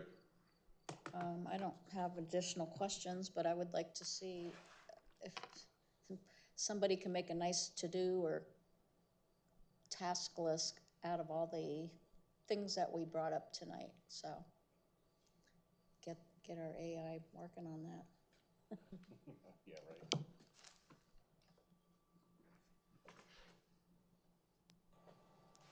Madam Chair? Thank you. One question I did have, I know that you have like one slide dedicated to this Tullytown, which I see received a lot of interest from people. One of the things that I saw that maybe people were not understanding is that apparently, if you can correct me if I'm right or wrong, but from what I'm understanding on your slide, their host municipal agreement gave a rebate check to each resident in the township. Is that right? That's right. And our property owner, our host municipal agreement, both past and current, has no rebate check to residents. Is that right? That's correct. So we don't currently get $6,000 per household or per property owner back to us currently, right? Correct. So we're not in that same world where we're losing $6,000 of a rebate, right? And you said there was like 2,000 residents in that community as a borough, and we're 11,000 plus growing in a township, right? Okay, and I know that you are gonna be getting some information together. I would just like a nice spreadsheet comparison about the differences between that community and our community, whether they had debt. I think somebody wanted to know their demographical information about what kind of income their residents were bringing in. And also, I would like to know what kind of services they had compared to our services. It's a borough, and I feel like they're completely different communities. And I think you said that in here. You said it really can't be compared. It's just using because it's the only one you know of that had a recently closed landfill. But as far as their community makeup and also like the percentage reliance on their landfill revenue, I think you highlighted was the majority of their overall revenue, whereas the comparison I understand here is about 20 to 25%. So while we have a revenue gap that we want to try and address with what we're doing here, it is not this majority revenue loss that Tullytown was facing. They had received like 3 to 5 million in host fees, so it was more than double what Lower Saucon receives. Okay, yeah, I would just like borough that we identify that, because I don't want people to get like, oh, we're losing $6,000. That was my one thing that people seem to be asking questions about. And the only other thing I wanted to ask with respect to the host municipal agreement, this is an ongoing question. Can you check, because I believe that there was the old host municipal agreement that was done like in 1998, and that one is the one that has the acceleration or increase as the landfill reaches closure date. The one that was adopted, I could be wrong, so that's why I'm asking if you could check into this with the staff. In 2023, that host municipal agreement, certain parts of it were not they were not adopted because we didn't implement phase 5. True, yes. So, and I don't think that host municipal agreement had any like acceleration clause, so that's why I'm asking. I think the acceleration clause doesn't come from 2023. I think it comes from the 1999 or whatever I'll the other double check on that. the host municipal agreement was. And just to be very, like, if you could just clarify what we're following with the host municipal agreement, what components of it we are. I think that there was some question on there about you were saying there was 0% reduction because of the home ownership or something. The property value protection. Yeah, I don't know whether that. Yeah, that doesn't go into effect unless there's a phase 5 expansion. Yeah. So the line shows 0 because it's not in effect. Okay. So those were my only last 2 clarifications, but I want to say thank you for coming, and thank you to the residents for coming out and asking questions. I thought this workshop was excellent, and I look forward to Monday. Thank you. The internet is very valuable, so the per capita income in Tullytown is 44,406 today, and ours is 66,179. In 2010, their millage rate was 2.14. In 2015, it was 1.5, 11.5, and in 2025, 13.5.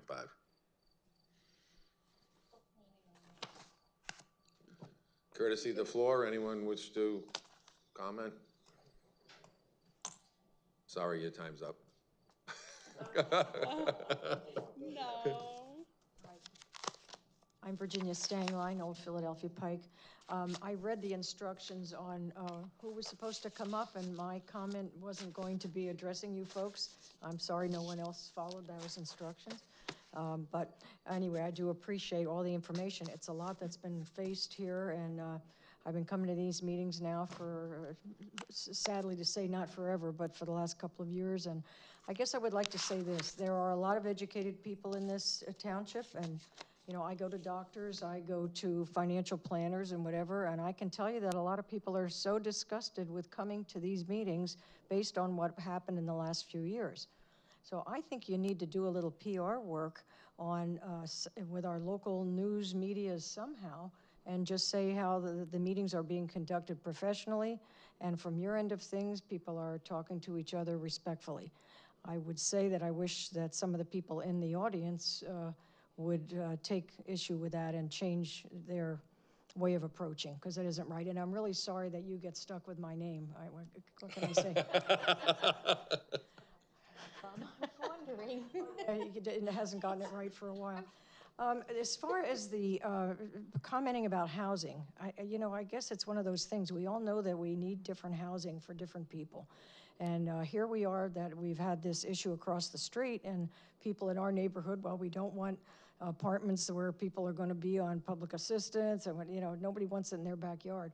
I think really the developers in this case here, everybody wants to make a lot of money, so it makes it so expensive, and then they are going to ask for variances, not considering water and all the land situation. If we didn't have people that are trying to make so much money, maybe we could have some decent housing that could go in the right places. Even here, if they would have a less dense request, I think it probably would have gone through.